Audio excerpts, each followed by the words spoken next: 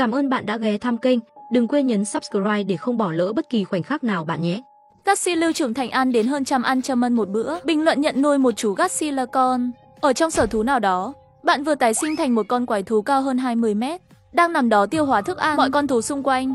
Cả hổ và sư tử đều hoảng sợ, run rẩy. Mẹ ơi, con sợ quá, con cái nhỏ. Đừng sợ, dù sao sở thú cũng dám đưa ra những con vật như vậy.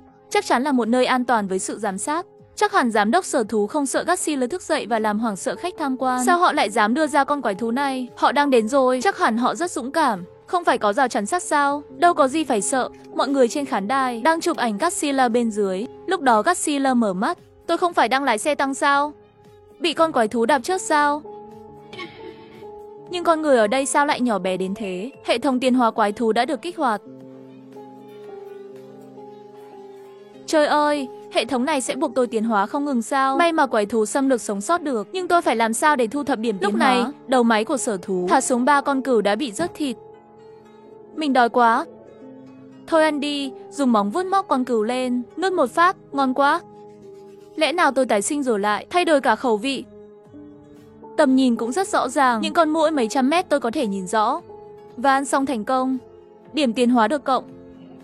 Thì ra ăn cũng có thể thu thập điểm tiến hóa sao? Vậy thì sở thú này cũng không phải là nơi tôi. Giám đốc sở thú nhận ra bạn ăn đồ làm nhiều người chụp ảnh, vậy nên đã bắt đầu phát sóng trực tiếp, bao gồm cả việc cho quái thú ăn. Một tên lửa vũ trụ thả một con cừu xuống. Không giới hạn, phòng livestream lập tức đón nhận hàng vạn người xem, bao gồm cả Lâm Thanh Tuyết. Lâm Thanh Tuyết là một nhà nghiên cứu. Ngay lập tức anh ta gọi điện thoại. Tôi là Lâm Thanh Tuyết, đặt 2 vé máy bay đi Giang Hải. Càng sớm càng tốt. Đúng rồi, nhớ mang theo máy phân tích sóng âm. Sở thú Giang Hải nghe nói hôm qua đã phát sóng trực tiếp.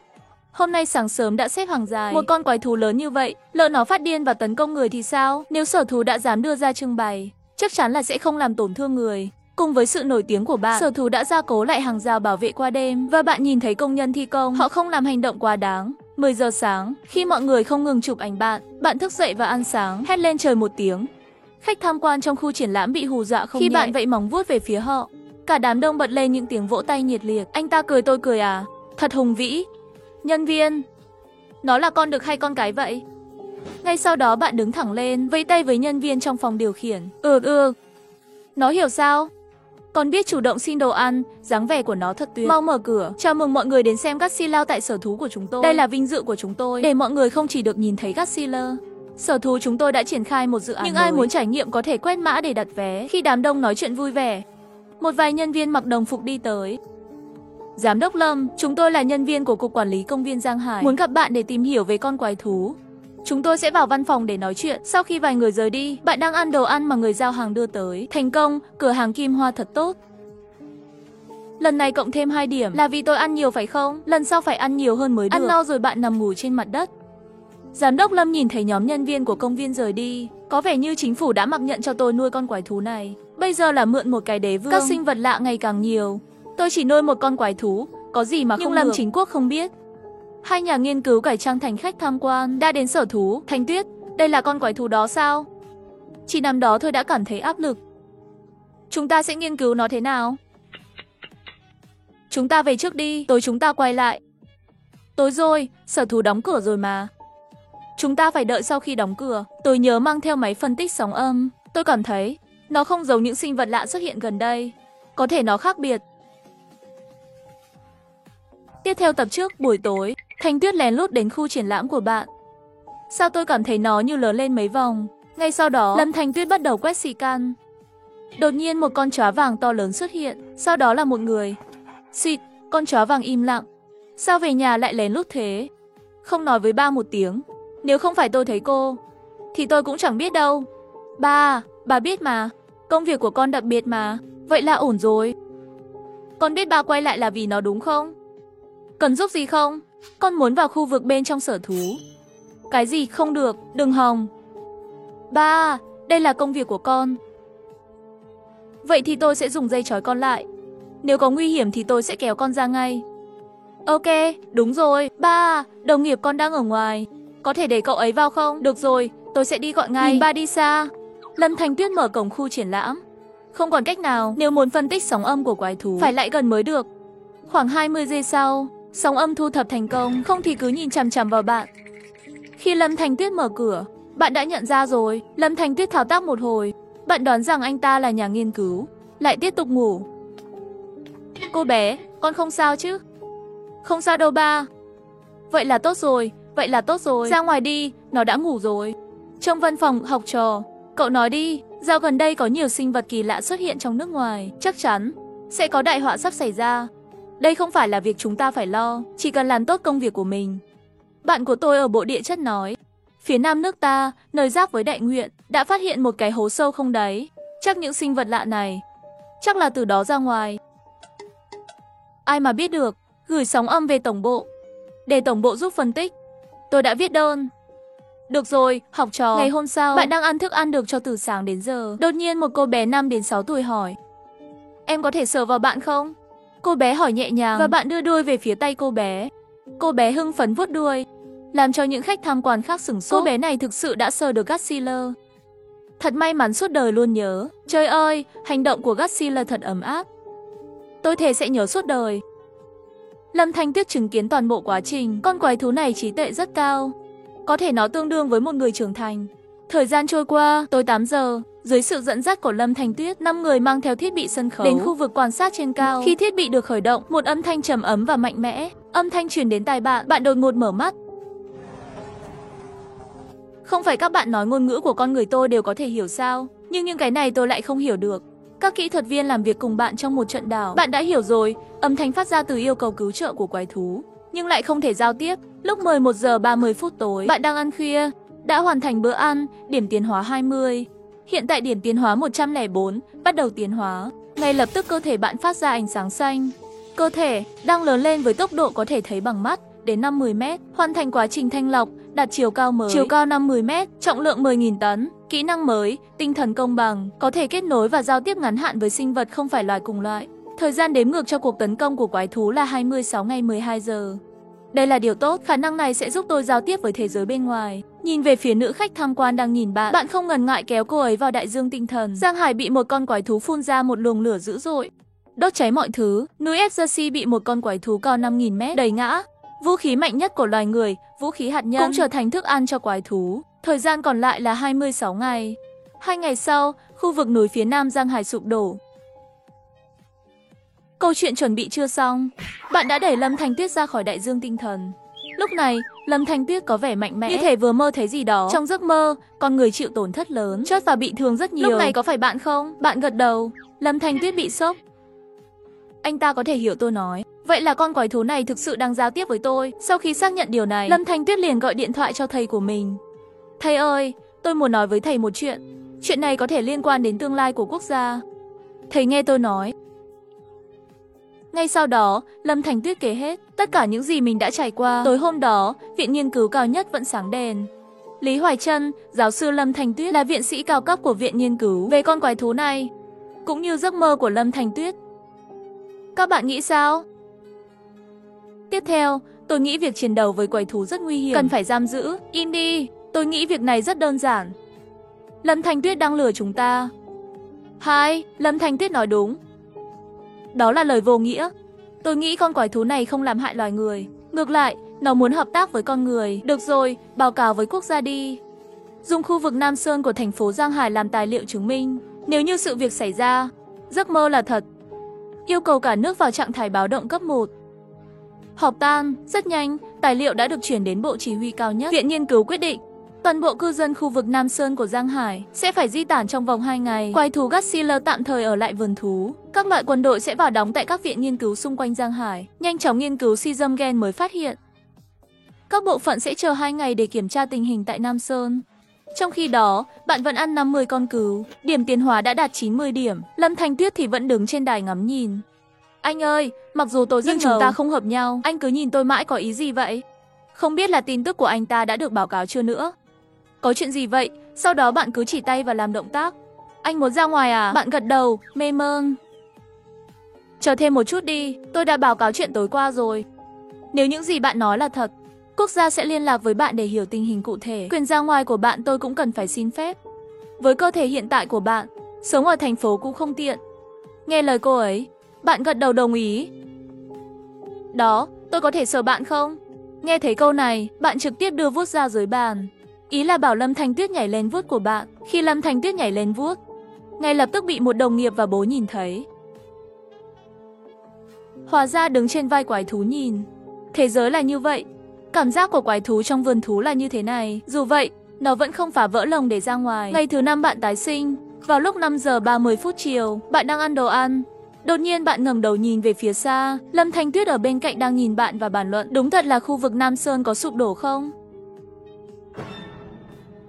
Thành phố Giang Hải đã sụp xuống tạo thành một hố sâu không thấy đáy, đường kính hơn 100 mét. Hãy nhanh chóng bắn vài quả pháo sáng xuống hố sâu. Trên trực thăng đã phóng một quả pháo sáng.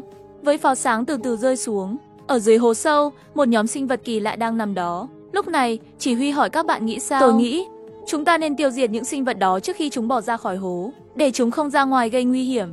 Nếu đúng như trong giấc mơ của vị nghiên cứu viên, thì tương lai loài người sẽ rất nguy hiểm. Chúng ta phải chuẩn bị sớm. Bắt đầu từ bây giờ, cả nước sẽ vào trạng thái báo động. Kế hoạch vũ trang toàn dân sẽ được triển khai. Chuẩn bị thuốc men. Tăng cường nghiên cứu, hành động Nam Thiên Môn chính thức bắt đầu. Họ đã ra ngoài rồi, chúng đã ra ngoài rồi. Một tiếng gầm mạnh mẽ vô cùng.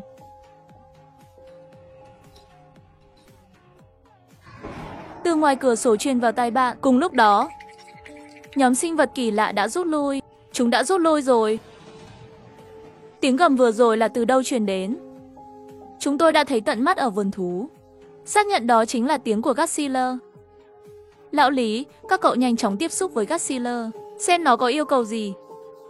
Làm rõ điều này chúng ta mới yên tâm. Đối với quái thú thân thiện, chúng ta phải duy trì thái độ kết bạn. Tương lai có thể trở thành đồng minh của chúng ta. Tương lai có thể trở thành đồng minh.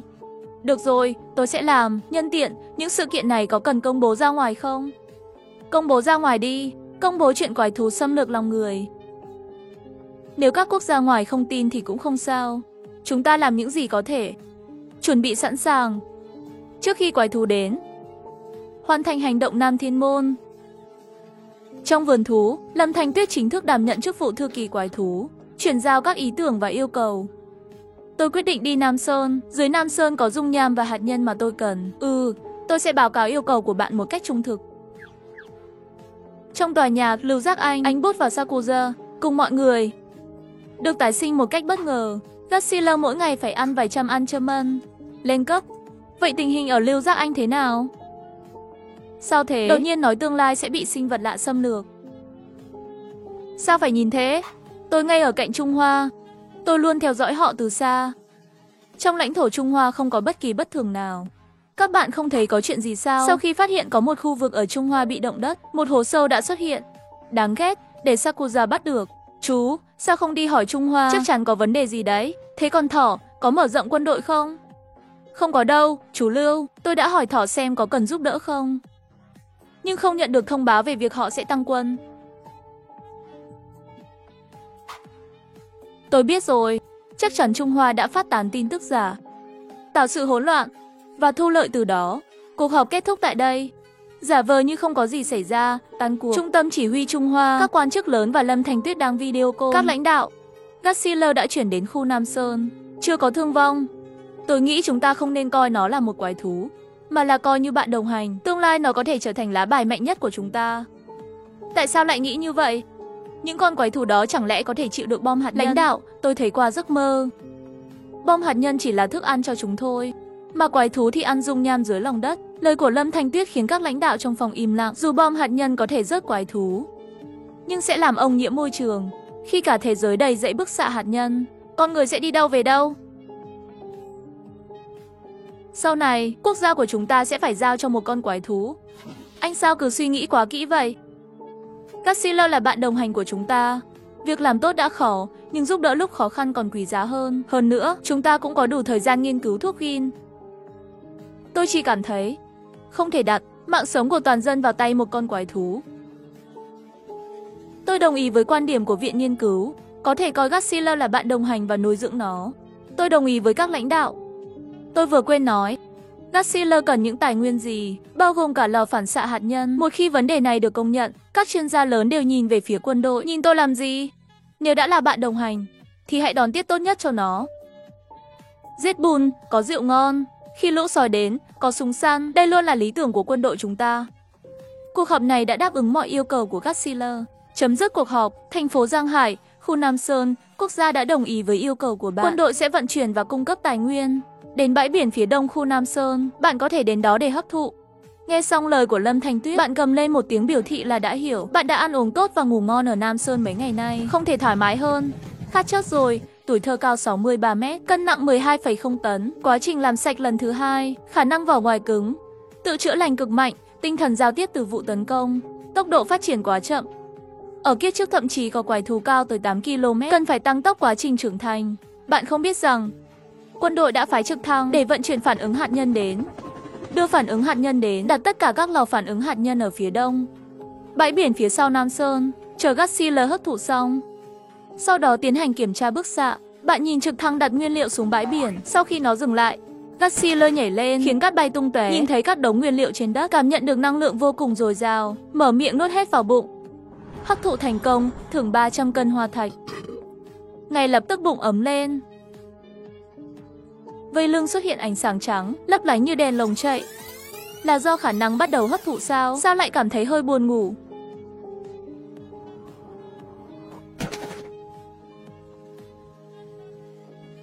Garcia gia nhập đội ngũ quốc gia trở thành bạn đồng hành. Garcia đã ngủ say. Phóng máy đo bức xạ. Máy bay không người lái bay tới trên đầu Garcia, khám phá qua lại một lúc, dữ liệu truyền về. Giá trị bức xạ hạt nhân là 0. Cái gì? Bức xạ là không có. Thật không ngờ. Với sự đa dạng hóa thực phẩm của bạn, chính quyền cũng không dám nhìn tiếp. Trong phòng Lipsitazim của chính quyền đã ồn ào lên rồi.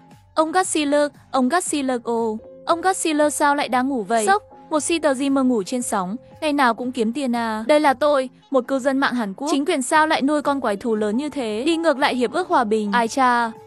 Tôi là cư dân mạng Sakuza, quái thú của Trung Hoa chết rồi. Tôi là cư dân mạng Ingyang. Sao con quái thú này nhìn có vẻ sắc bén hơn thằn lằn vậy? Đi lên trên lầu mà đi đi. Đừng có phê phán các thứ ở đất nước chúng tôi. Chả trách Trung Hoa phải thu mua nhiều vật tư thế này. Hóa ra là vì nuôi con quái vật to như vậy. Thịt bò giá 150% có ngon không? Chúng tôi định điều chỉnh thuế nhập khẩu từ Trung Hoa lên 248%. Hai bên trong phòng Lipsitazim đang cãi nhau om sòm. Lúc này là 11 giờ tối, trong phòng họp không biết có chuyện gì. Bắt tôi dậy vào lúc nửa đêm. Tổng thống Trung Hoa vừa gửi thông báo. Họ sẽ bắt đầu mở rộng quân đội, triệu hồi cựu chiến binh, cho đến khi số lượng đạt 1 tỷ người, gửi cho hắn 1 tỷ. Trung Hoa này định tuyên chiến à?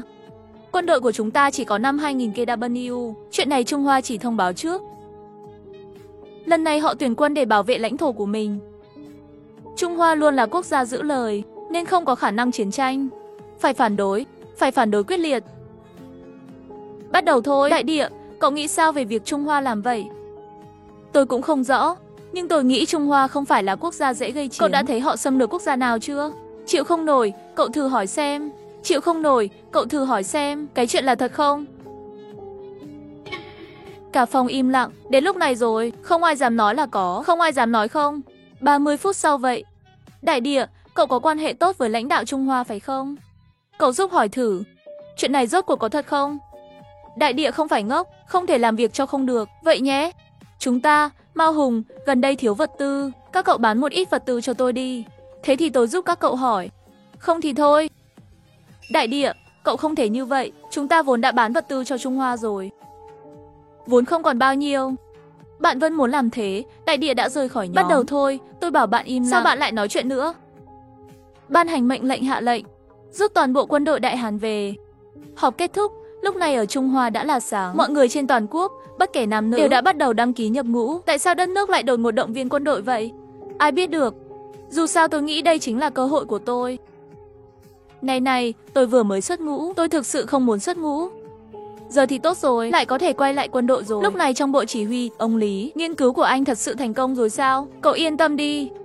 Chúng tôi đã thực hiện vài thử nghiệm trên người. Những người đã tiêm huyết thanh gen có thể tăng từ 200% đến 300%. Tác dụng phụ là bị tiêu chảy trong 3 ngày.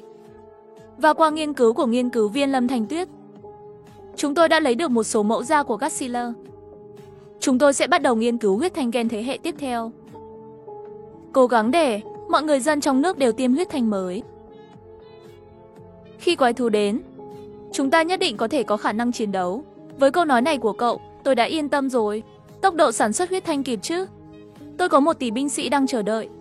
Chúng tôi đã bắt đầu cho tất cả các viện nghiên cứu sản xuất hàng loạt. Tại khu vực Nam Sơn, bạn đột nhiên mở mắt. Bạn đã ngủ suốt 3 ngày rồi. Khi tỉnh dậy, chiều cao của bạn đã lên đến 75 mét. Còn 17 ngày nữa là quái vật sẽ xâm lược. 3 ngày rồi mà không tăng điểm tiến hóa. Lúc này, sức mạnh trong cơ thể bạn đã tăng lên rất nhiều. Nhưng bổ sung huyết thanh nhanh thì phải làm sao đây? Có thể bạn đã chọn đúng rồi. Này đại ca, cậu đói chưa? Lúc này, Caesar đến Hadassah ra gần máu lơ lửng trong không khí. Như thể có đôi cánh vậy. Lại đây đi. Tiếng của nhiều trực thăng bay vang lên. Dưới đó, thịt cừu ngon đã được treo trên trực thăng. Bạn cũng không từ chối. Ai đến tôi cũng tiếp. Trong phòng Lipsiter Gym, trời ơi, ăn giỏi quá vậy. Một miếng một con heo. Nhìn có vẻ thú vị ghê. Các bạn nhìn mấy chiếc trực thăng này. Giống như đàn kiến di chuyển. Đầy kín trời, mang thức ăn cho đủ loại. Thật thú vị.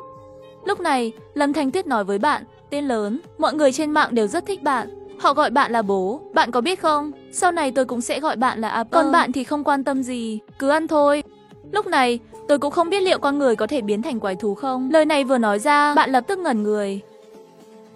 Sống lại một cách bất ngờ, mỗi ngày đều ăn vài trăm con Ancherman. Tiếp theo, cũng không biết liệu con người có thể biến thành quái thú không. Ý anh ta là gì? Lẽ nào biết tôi là người biến thành sao? Bạn là quái thú chiến đấu cho quốc gia mệt quá rồi. Nếu tôi cũng có thể biến thành quái thú, thì tôi có thể chiến đấu bên cạnh bạn. Cô nàng này lại có ý tưởng này. Nói đi nói lại, bạn nói chuyện đừng thở mạnh thế. Tôi còn tưởng bạn phát hiện tôi là người biến thành chứ. Bạn biết không? Quốc gia sẽ chế tạo một chiếc tàu vũ trụ và 4 bộ giáp cao hơn 100 mét. Khi quái thú xâm lược, bạn sẽ không phải chiến đấu một mình nữa. Đây chính là kế hoạch Nam Thiên Môn. Sống lại lần này bạn đã biết về kế hoạch Nam Thiên Môn. Giáp của Trung Hoa không lâu sau đã bị phá hủy. Quốc gia vẫn đi theo con đường công nghệ sao? Dù sao thì lần này có tôi ở đây, có thể sẽ không giống trước. Serum gen mà viện nghiên cứu của chúng tôi phát triển đã thành công rồi. Ngày mai tôi cũng sẽ tiêm serum gen này. Hy vọng tôi không biến thành quái vật lớn. Sau đó, Lâm Thành Tuyết ngồi trên vai bạn và nói chuyện như một người bạn lâu năm. Ăn no rồi bạn đi ngủ ở Nam Sơn. Ngày 16 tháng 3, buổi sáng, Trung Hoa thông báo một số lệnh quân sự cho các quốc gia trên toàn thế giới. Lệnh quân sự vừa ra, cả thế giới đều choáng váng. Một nơi ở phố Trung Hoa, tôi là người da đen cấp cao. Tôi sẽ tiếp tục ở Susu, Trung Hoa. Những người phụ nữ ở đây đều thích tôi, người đen lớn. Tôi làm việc ở đại lục, sao lại đuổi tôi đi? Tôi không đồng ý, tôi không đồng ý. Tại sao lại đuổi tôi ra ngoài? Tôi không muốn ngày 18 tháng 3. Trung tâm chỉ huy tối cao của Trung Hoa, phần lớn người dân của chúng ta ở nước ngoài đã quay về. Tuy nhiên, vẫn có một số người bị các quốc gia khác giữ lại, không cho họ trở về đất nước. Quốc gia nào dám ngăn cản công dân của chúng ta về nhà, chúng ta sẽ loại bỏ quốc gia đó khỏi quốc hội. Bây giờ phát thông báo đi. Lời nói này vừa ra, mắt những người trong quân đội sáng lên. Người nắm quyền chủ động chính là chúng ta mà. Sao trước đây không nghĩ đến điều này? Còn gì cần báo cáo không? Tình hình của Godzilla và hoạt động Nam Thiên Môn thế nào? Tàu mẹ vũ trụ đã hoàn thành. Nam Thiên cũng đã có thể hoạt động. Nhưng mà có vấn đề gì không? Nói thẳng ra đi. Nhưng mà của chúng ta không có đối thủ. Không biết sẽ ra sao khi đối mặt với quái thú. Trừ khi Godzilla có thể. Godzilla là con quái vật mà chúng ta đã tiêu tốn rất nhiều tài nguyên và năng lượng hạt nhân để nuôi lớn. Nếu người điều khiển mecha của các bạn thao tác không đúng.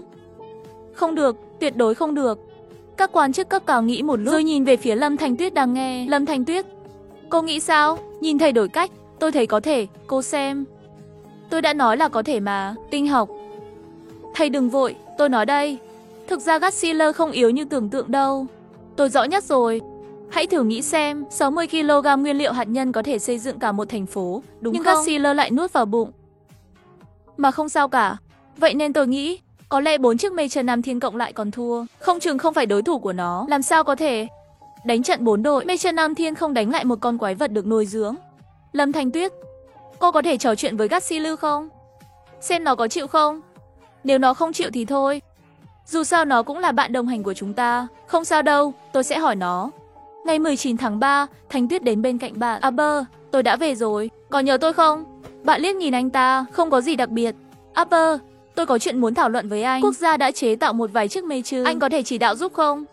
Vậy là bà bảo mẫu đi học rồi. Về rồi lại bảo tôi làm huấn luyện viên. Bạn gật đầu đồng ý. Dù sao thì cũng đã tiêu tốn nhiều tài nguyên của quốc gia rồi. Khi đánh, nhớ nương tay chút. Đừng làm hỏng Mecha. Rất đắt đấy. Bạn không để tâm đến anh ấy. Nhắm mắt vào ngủ thiếp đi. Ngày hôm sau, các kênh chính thức thông báo rằng các bạn đã nghe chưa? Lan Tâm sẽ bị quái thú xâm nhập. Nước ngoài đã loạn hết cả rồi, mẹ chúng ta đã chuẩn bị từ 10 ngày trước rồi. Cứ yên tâm đi, mà chúng ta còn có đủ mọi thứ. Trên mạng đã có thể thấy được. Nước ngoài bắt đầu áp dụng chính sách mua không đồng, nhưng trong nước thì an toàn hơn. Hi hi, không biết sao, những người tự nguyện từ bỏ quốc tịch của chúng ta, bây giờ có hối hận không? Khi bạn thức dậy và kiểm tra bảng điều khiển của mình, còn thiếu 30 điểm là sẽ tiến hóa. Bạn nhìn về phía Lâm Thanh Tuyết, đã yêu cầu 100 kg nguyên liệu. Chiều nay sẽ gửi đến, bạn hài lòng thì gật đầu, sau đó đi ra bãi cát, chuẩn bị tắm. Upper chuẩn bị tắm rồi. Đội tắm nhanh lên. Sự tái sinh bất ngờ, Godzilla mỗi ngày đều phải ăn vài trăm almond. Tiếp theo, như đã nói, Upper chuẩn bị tắm rồi. Đội tắm nhanh lên. Cuộc đời của anh kết thúc. Đội phòng thủ nhanh rút lui. Chưa kịp khi mọi người đã rời đi, bạn đứng dậy, đột nhiên nhìn thấy một chiếc tàu vũ trụ. Tàu sân bay từ từ bay lên, là Huy Trung Thanh, tốt, tốt. Từ nay Trung Hoa có thêm một vũ khí thần thánh, lại có thêm một con bài đối phó với quái thú. Tôi nghĩ công nghệ dù có tiến bộ thế nào, nó vẫn chỉ là công nghệ mà thôi. Ở giai đoạn này, có chút hữu ích, nhưng chúng ta nên đầu tư nhiều hơn vào nghiên cứu gen, nghiên cứu công nghệ di truyền. Sao lại không được? Tôi không tin như quái thú có thể lớn hơn tàu sân bay của tôi. Đúng vậy, không lớn hơn tàu sân bay của bạn. Nhưng đừng quên, nói chính xác thì hiện tại vũ khí mạnh nhất của chúng ta vẫn là hạt nhân, nhưng nó không có tác dụng nhiều khi đối mặt với quái thú. Với hành tinh này, không bàn đến tàu sân bay nữa, tôi còn 4 chiếc chiến giáp bầu trời xanh. Tất cả đều trên tàu sân bay. Bạn liên hệ với Lâm Thanh Tuyết, yêu cầu anh ấy chuẩn bị sẵn sàng. Major của tôi sẽ hạ cánh ngay. Yêu cầu anh ấy chuẩn bị sẵn sàng. Major của tôi sẽ hạ cánh ngay. Lý Hoài Trân thở dài, bất đắc dĩ bắt đầu liên hệ với Thanh Tuyết. Còn bạn thì... Upper dậy rồi. Bạn cáu kỉnh mở mắt ra và nhìn Thanh Tuyết, cứ như đang hỏi tại sao lại gọi tôi dậy. Trước đây không phải bạn đã hứa với tôi sẽ tham gia huấn luyện chiến đấu với Major của quốc gia sao? Họ sắp đến rồi. Bạn không kiên nhẫn nữa, hét một tiếng, biểu thị rằng bạn đã đồng ý. Chẳng mấy chốc, tàu sân bay từ từ bay lên. Trên không trung, 4 chiếc Major 100m bay xuống từ trên. Đội trưởng, có cần đánh thật không? Tôi sợ làm tổn thương. Dù sao quốc gia cũng đã tiêu tốn rất nhiều tiền để nuôi dưỡng anh ấy. Hay là để tôi lên trước, tôi sẽ đánh bại. Các bạn không cần lên nữa, cậu nhóc. Quân đội đã nói rồi. Aber, là cuộc thử thách trước khi chúng ta đối mặt với quái thú. Cậu muốn thử thách một mình sao? Chúng tôi cũng muốn trải nghiệm cảm giác chiến đấu với Major. Vậy làm sao đây? Đội trưởng đang phân vân. Mở ra đánh nhưng sợ làm tổn thương Upper. Không mở ra thì lại không có tác dụng. Dù làm thế nào cũng không ổn. 4 chiếc Major nhìn nhau, cũng không biết Upper nói gì. Lúc này, Lâm Thanh Tuyết bay lên. Upper hỏi các bạn muốn đánh thế nào. Anh ấy chỉ có 1 tiếng đồng hồ. Chiến đấu nhanh chóng thì đánh thế nào cũng được. Nhưng mà chúng tôi muốn trải nghiệm một chút cảm giác chiến đấu với quái thú, lại sợ làm tổn thương Upper. Được rồi, tôi sẽ đi hỏi Upper. Nghe xong lời của Lâm Thanh Tuyết, bạn còn tưởng mình nghe nhầm. Sau đó, bạn căng cơ bắp tay một chút, rồi Lâm Thanh Tuyết bay đến phía Trương Cường hỏi sao rồi? Sao rồi? Upper nói sao? Upper nói các bạn cùng lên đi. Anh ấy vô địch, bạn chắc không dịch sai chứ? Upper thật sự nói vậy à? Không phải là chị em đâu. Upper đã căng cờ bắp tay rồi. Sao bạn lại dịch thành vô địch vậy? Hừ, tôi là người dịch vàng của Upper. Thêm nữa, giám đốc Lâm hiểu rõ ý của Upper. Upper chính là có ý này. Các bạn cùng lên, một tay có thể đánh vỡ mecha của các bạn. Ai đồng ý, ai phản đối? Major Thunder coi bạn là chủ nhân. Upper, tôi biết bạn hiểu những gì chúng tôi nói. Tôi không muốn làm tổn thương bạn, nhưng bạn đã quá coi thường chúng tôi rồi. Lời còn chưa dứt, Major Thunder bị hất văng đi vài chục mét. Major còn bắn ra lửa, rồi. Upper nói các bạn quá chậm chạp rồi. Nhanh lên, cùng lên đi. Mọi người, nghe lệnh của tôi. Cùng tôi lên đối phó với Upper. Lúc này, trong phòng livestream chính thức, có một chương trình ăn uống. Hôm nay không livestream ăn uống, livestream đánh nhau rồi. Ôi trời, họ đang đánh nhau với ai vậy? 4 chiếc Major đó là sao? Các quốc gia khác xâm nhập vào đất nước chúng ta. Mọi người đừng đoán linh tinh nữa. Đây là cuộc diễn tập chiến đấu do quốc gia tổ chức. Dù là Upper hay Major, đều là người của chúng ta, cũng sẽ là lực lượng chủ lực của quốc gia trong việc chống lại quái thú xâm lược. Đây là tuyên bố chính thức. Đây là cuộc diễn tập, đây là cuộc diễn tập, đây là cuộc diễn tập. Trong màn hình livestream, 4 chiếc Major lao vào Godzilla. Chỉ thấy Upper dùng móng vuốt quật mạnh. Một chiếc Major bị hất văng ra ngoài, đâm vào một tòa nhà. Lửa bắn ra tứ tung, bạn lại đá một chiếc Major bay đi. Một chiếc Major bị hư hỏng nặng. Cuối cùng, bạn vung đuôi, lại quét bay một chiếc Major. hoàn toàn ngừng hoạt động. Chỉ trong vài giây, chỉ còn lại Major của Trương Cường. Trương Cường nhảy lên, hai tay hợp lại, đánh thẳng vào đầu Upper. Một tiếng nổ, Trương Cường bị chấn động làm chân sau lảo đảo. Tận dụng cơ hội này, tăng tốc lao vào. Major bắt đầu di chuyển trên mặt đất. Bạn đạp lên Major, lửa bắn ra từ ngực Major. Chỉ một lần đối đầu, 4 chiếc Major hoàn toàn không phải đối thủ. Trương Cường nhìn thấy kho vũ khí, năng lượng đầy đủ. Trong lòng nghĩ, Upper không dùng quyền lực, họ cũng không dùng, vậy là anh ấy nhấn nút phóng. Trên ngực Major màu xanh, lập tức xuất hiện một luồng năng lượng màu xanh, bắt đầu tụ lại. Bạn cũng nhận ra sóng năng lượng bắt đầu tích tụ, nên sáng phía sau bạn như đèn xe quay tròn. Năng lượng tụ lại ở miệng bạn. Khi năng lượng của Major được phát ra, bạn cũng bắn năng lượng vào đối phương.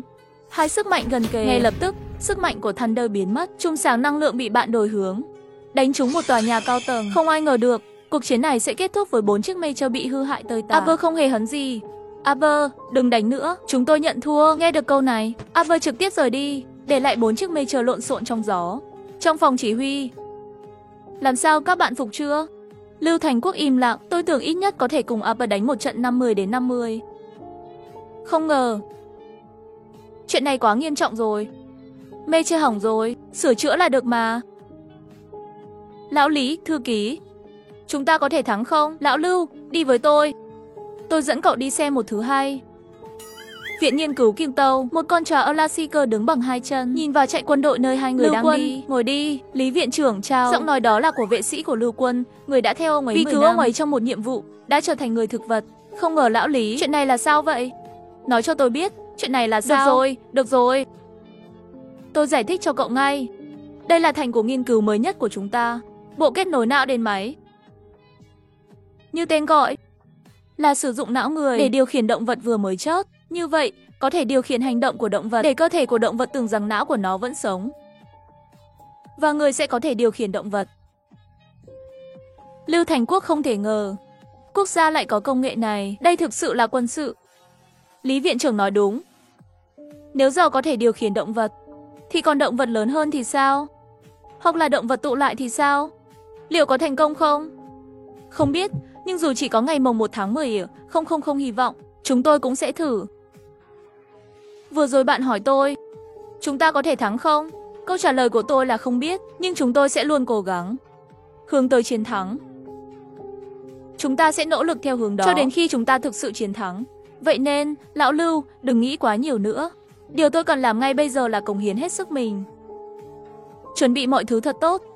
Không làm phụ lòng mong đợi của quốc gia, không làm phụ lòng mong đợi của nhân dân, không làm phụ lòng mong đợi của đồng đội. Lưu Thành Quốc không ngờ rằng lãnh đạo quân đội Trung Hoa lại cũng cần người khác làm bình oxy cho mình. Khu vực Nam Sơn, thành phố Giang Hải, trực thăng đã vận chuyển 100 kg nguyên liệu đúng hạn.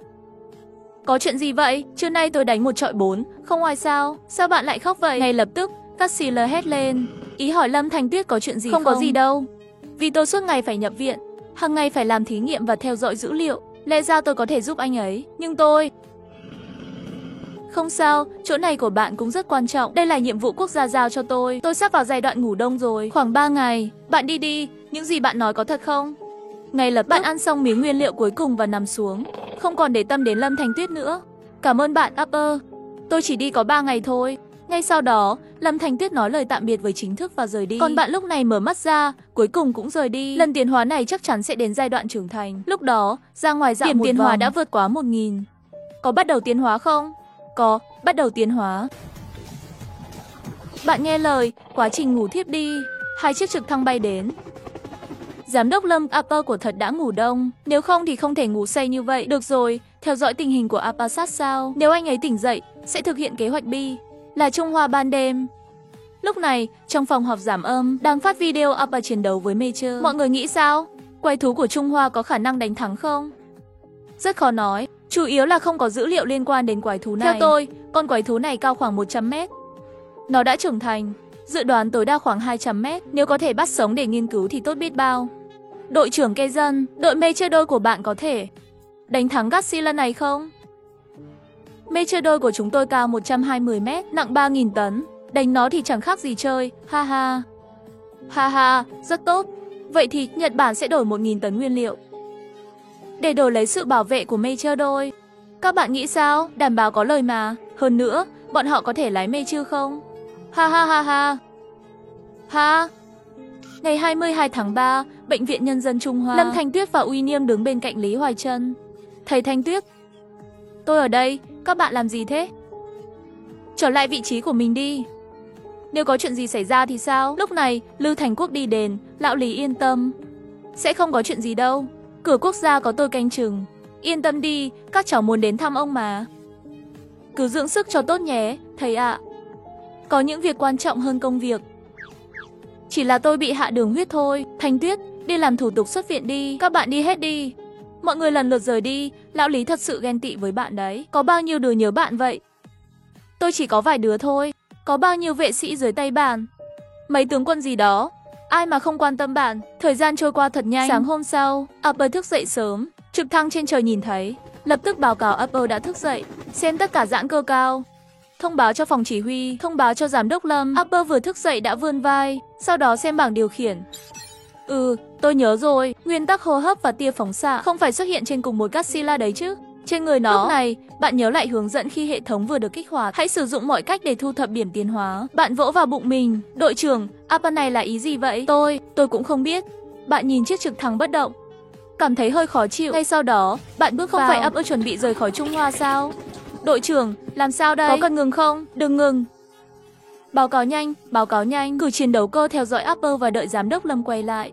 Chẳng mấy chốc, bạn đã đến trung tâm đại dương. Nhìn thấy chiến đấu cơ trên trời, thật là tuyệt. Con mở chiến đấu cơ giúp tôi kiểm tra. Bạn không gặp phải vấn đề gì trên mặt biển. Bắt đầu lặn xuống, càng lúc càng sâu. Báo cáo, Upper đã lặn xuống đáy biển rồi. Không thấy câu trả lời, cũng không phát hiện ra anh ấy biến mất rồi. Lúc này, bạn tình cờ phát hiện ra một con cá voi. Đuổi theo nó, và cuối cùng bạn đã ngoạm lấy cá voi. Một tia phóng xạ. Cá voi bị lạnh đến mức chất luôn. Kéo theo thức ăn từ từ nổi lên mặt nước. Lâm Thanh Tuyết đã đến đây đợi sẵn rồi. Chị bảo mẫu, bạn đã về rồi. Xác nhận là Upper, gỡ bỏ tất cả thiết bị tìm kiếm. Upper, bạn đi đâu vậy? Đừng quan tâm đến tôi. Ném thức ăn lên bờ. Sau đó chỉ vào thức ăn, mê mông. Upper đói rồi, mang thức ăn đi mổ xẻ, rửa sạch rồi mang lại đây. Chẳng mấy chốc thức ăn đã được chế biến xong và mang đến. Bạn cũng cầm miếng cá và ăn từng miếng lớn. Lâm Thanh Tuyết lúc này đang co người trên vai bạn Upper. Sau này, bạn đi đâu? Hãy nói trước với tôi một tiếng nhé. Bạn cúi đầu không nói gì. Xé một miếng cá, đưa cho chị bảo mẫu ăn đi. Đừng có bịt miệng tôi. Vì Lâm Thanh Tuyết đã tiêm huyết thanh, thể chất của cô ấy đã được cải thiện nhiều. Về phía Lee Tân Sakuza, Major hỗ trợ quân đội đã xuất hiện trên biển của Lee Tân Sakuza. Tiếp theo, tập trước, trên mặt biển của Sakuza xuất hiện một chiếc Major đôi, còn bật chế độ thông minh. Đây chính là vũ khí bí mật của các Foldic. Quả thật uy phong lẫm liệt, các thực sự đối xử tốt với những đứa con của Sakuza. Major của Trung Hoa các bạn bị dẫm nát rồi. Các bạn cứ tiếp tục đi. Các bạn bật Major giả. Sao lại có làn da trắng thế? Uống quá nhiều nước sôi à? Cùng lúc hai bên dân chúng trao đổi, Trung Hoa cũng đang cố gắng khắc phục Major và nâng cấp. Lúc này có báo cáo, tại khu vực biên giới với A3, lính của chúng ta và lính A3 đã giao chiến. Sao? Có bao nhiêu người bị thương? Binh sĩ của chúng ta chỉ bị chảy sức chút thôi. Lính của A3 gần như ai cũng bị thương đầu. Đầu cá bị thương sao đánh nhau vậy? Ném đá, vì chúng ta đã tiêm huyết thanh gen. Kháng cự cao, chỉ bị chảy sức chút thôi. Bên A3 toàn bị thương đầu, toàn đá. Thời đại nào rồi mà còn đánh nhau bằng đá? Vẫn đang chỉnh sửa. Đừng làm trò cười nữa, được không? Lính bị thương mà không có ai phát thêm hỗ trợ gì sao? Còn quân đội nữa. Phía A3 muốn yêu cầu chúng ta giải thích, tôi sẽ giải thích một cú quốc cho họ. Ra lệnh quân sự, từ giờ trở đi, nếu binh sĩ nước ngoài dám vượt qua lãnh thổ của chúng ta, sẽ bị bắn chết tại chỗ. Kẻ bắn chết sẽ nhận huy chương hạng nhì. Những binh sĩ ở biên giới sẽ có phúc rồi. Phải biết, huy chương hạng 3 nhận đứng, huy chương hạng 2 nhận nằm, huy chương hạng nhất thì người thân nhận, tất cả đều sẽ được phát, không ai dám khiêu khích nữa. Ngày 25 tháng 3, những ngày này bạn chỉ ăn rồi ngủ. Lúc này bạn mở mắt ra, rồi bạn trực tiếp đi đến chỗ đứa trẻ. Công việc mới đang trên chiến đấu cơ theo bạn. Khu vực biển quốc tế, một chiếc tàu đánh cá đang di chuyển, đang ở giữa đại dương. Bên dưới đáy biển không biết là sinh vật gì. Tàu bị va chạm, rung lắc dữ dội. Không đúng rồi, hiện tại còn mấy ngày nữa mới đến thời gian mà quốc gia nói. Chẳng lẽ vừa rồi là gì vậy? Mọi người mặc áo phao vào, tránh xa bong tàu để tránh bị ném xuống biển. Phao cứu sinh đã sẵn sàng. Lời vừa dứt, tàu nghiêng 45 độ. Một xúc tu từ dưới nước vươn lên, kéo một đám vòng vào trong nước. Thuyền trưởng bắn ngay một chiếc đuôi cá, đoạn đuôi cá chính xác trúng. Quái thú quay lại, bơi ngược trở lại. Thuyền trưởng phát hiện liền lấy phao cứu sinh ra. Lúc này, quái thú đã đến buồng lái, dùng não của nó. Ngay sau đó, 3 quả đạn pháo đánh vào người nó, thu hút sự chú ý của con quái vật. Bên kia, trực thăng đưa thuyền trưởng đi. Con bạch tuộc thấy máy bay trên trời bắn, liền quay về dưới nước. Đã vô dụng. Phía xa đã bị phá hủy. Chiến đấu cơ của Nhật Bản, đây là chiến đấu cơ của Nhật Bản. Yêu cầu chiến đấu cơ Trung Hoa rời đi. Con quái vật này là do quốc gia chúng tôi nuôi dưỡng. Xin đừng tấn công quái thú của quốc gia chúng tôi. Nói rằng con quái vật này là do họ nuôi. Biện minh sao không là một lý do hợp lý hơn? Yêu cầu hỗ trợ. Chúng ta sẽ tạm thời tiếp tục đối phó đánh với cho họ. Đến khi thắng. Tốc độ của trực thăng nhanh như lửa. Quái vật đã tấn công tàu của chúng ta. Đây là mục tiêu đánh rớt của chúng ta. Chiến đấu cơ Nhật Bản, nhanh chóng rời đi. Làm sao thông báo cho trụ sở yêu cầu hỗ trợ không? Nhanh chóng thông báo cho quốc Trung Hoa, bảo họ gửi cơ giáp đến hỗ trợ. Con quái vật này là một mẫu nghiên cứu tuyệt vời.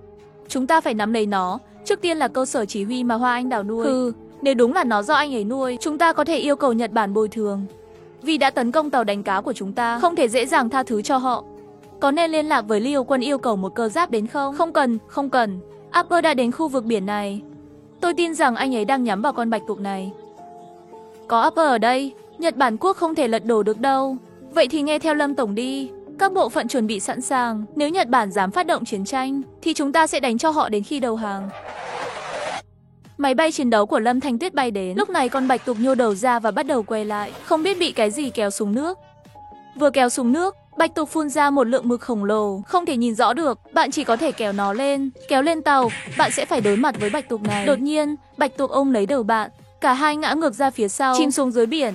Ngay sau đó, dưới đáy biển, ánh sáng từ mặt trời lóe lên. Tất cả các triển lãm lui ra ngoài 300 mét. Nhanh lên! Trong khi đó, Appa bị đưa vào biển. Lâm Thanh Tuyết ra lệnh rút lui khi Nhật Bản vẫn còn đang hoang mang. Nước biển đã tạo ra một cột sáng đánh tàu thành hai nửa. Nhật Bản suýt nữa bị trúng đòn. Mẹ trắng thật là khốn kiếp. Lúc Nhật Bản đang do dự, có nên tấn công máy bay chiến đấu của Trung Hoa không? Một tiếng ầm ầm vang lên từ xa. Máy bay chiến đấu đã đến đây. Còn bạn cũng đang giúp đỡ. Khi bắn, bạn đã tiêu diệt bạch tuộc, đánh bại bạch tuộc. Tăng năng lượng lên 10%. Có rồi. Năng lượng đã được kích hoạt, thì ra năng lượng cần thiết phải tiêu diệt quái thú. Ngay sau đó nó nổi lên mặt nước. Lúc này, cơ giáp của Nhật Bản cũng nổi lên. Tôi nghĩ các người đã rớt con quái thú của chúng tôi. Chúng tôi sẽ không truy cứu nữa. Nhưng thi thể của quái thú chúng tôi phải được mang về để chôn cất. Hãy giao thi thể của quái thú cho chúng tôi. Lâm Tổng phải làm sao? Thanh Tuyết nhìn xung quanh, rồi không có việc gì cứ đi cướp đồ ăn. Họ có thể chịu đựng. Chúng ta mang thi thể quái thú và rút lui.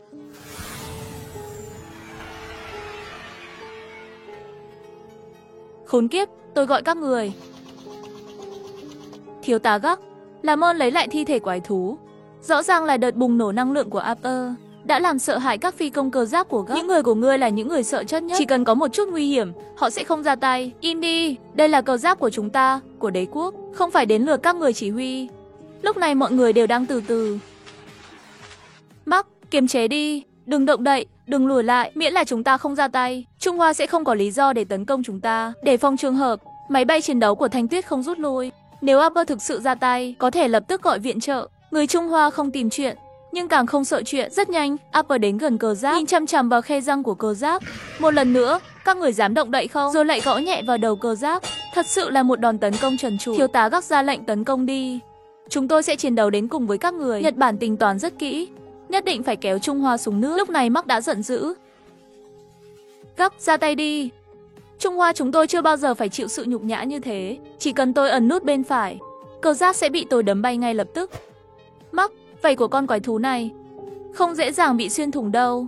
Những tài sản quý giá của Trung Hoa này không thể vì Nhật Bản mà chịu thiệt. Vậy chúng ta phải thỏa hiệp à? Mark, anh vẫn còn quá trẻ. Hãy nghĩ đến gia đình của anh. Hơn nữa thi thể của quái thú đã được đưa đi rồi. Bây giờ chúng ta đánh nhau cũng không có ý nghĩa gì. Các nói không sai. Bây giờ ra tay là rất không sáng suốt. Lúc này, lại có một hình ngôi sao 5 cánh xuất hiện trên ngực cơ giáp. Ồ, cơ giáp này thật là kiên nhẫn. Chúng mà không ra tay. Lúc này, hai người trong cơ giáp của cứ Gắc như những con rùa, bị khóa trong đó. Dù bạn có xúc phạm thế nào họ cũng không phản kháng. Từ khi nào Gắc và Nhật Bản lại dễ nói chuyện đến vậy? Có phải họ sợ thực lực của Abu không? Rất nhanh, bạn đã vẽ đầy sao 5 cánh trên cơ giáp của Gắc. Hai đầu của cơ giáp cũng không thấy ra tay. Bạn cũng vừa mới rời đi. Cảnh này đã được quay lại và phát tán trên mạng. Ha ha ha, tôi cười chết mất. Tôi như nhìn thấy cảnh các phi công cơ giáp của Trung Hoa run sợ. Đây là cơ giáp của Trung Hoa. Đây là quốc gia lớn nhất trên thế giới. Trung Hoa khiến tôi quá thất vọng. Nếu là tôi, anh San ở đây, con quái thú này cũng chỉ là đồ chơi của chúng ta. Lúc này, Gắc và Mark từ Nhật Bản đang nhìn vào các bình luận trên video. Họ rất tức giận. Tôi đã nói rồi, Mark, người nên ra tay. Anh không muốn trả thù sao? Làm sao để trả thù? Anh không phải đã nói rằng một chiếc cờ giáp không thể đánh thắng đối phương sao? Một chiếc không thể thắng. Vậy nếu là hai chiếc thì sao? Tiếp theo, vào lúc 8 giờ sáng ngày 27 tháng 3, Lưu Thành Quốc tham gia một cuộc họp tại Trung Hoa. Quân đội chúng ta đã bố trí lực lượng kiểm soát các hố sâu trong cả nước. Nếu có quái thú hoặc sinh vật biển xuất hiện, chúng ta sẽ biết ngay lập tức. Ngoài ra, tàu sân bay đã được nâng cấp thành công. Có thể tàng hình trên không. Các cờ giáp cũng đã được nâng cấp toàn diện. Nói thẳng ra là các cờ giáp của chúng ta không thua kém gì của Trung Hoa. Lưu Thành Quốc báo cáo xong, mọi người đều gật đầu. Báo cáo từ viện nghiên cứu. Chúng tôi đã thành công kết nối bộ não với máy tính để điều khiển sinh vật bằng dây thép. Trong tương lai, chúng tôi sẽ thử nghiệm trên những sinh vật lớn hơn. Điểm thứ hai, huyết thanh gen B đã được tiêm trên toàn quốc.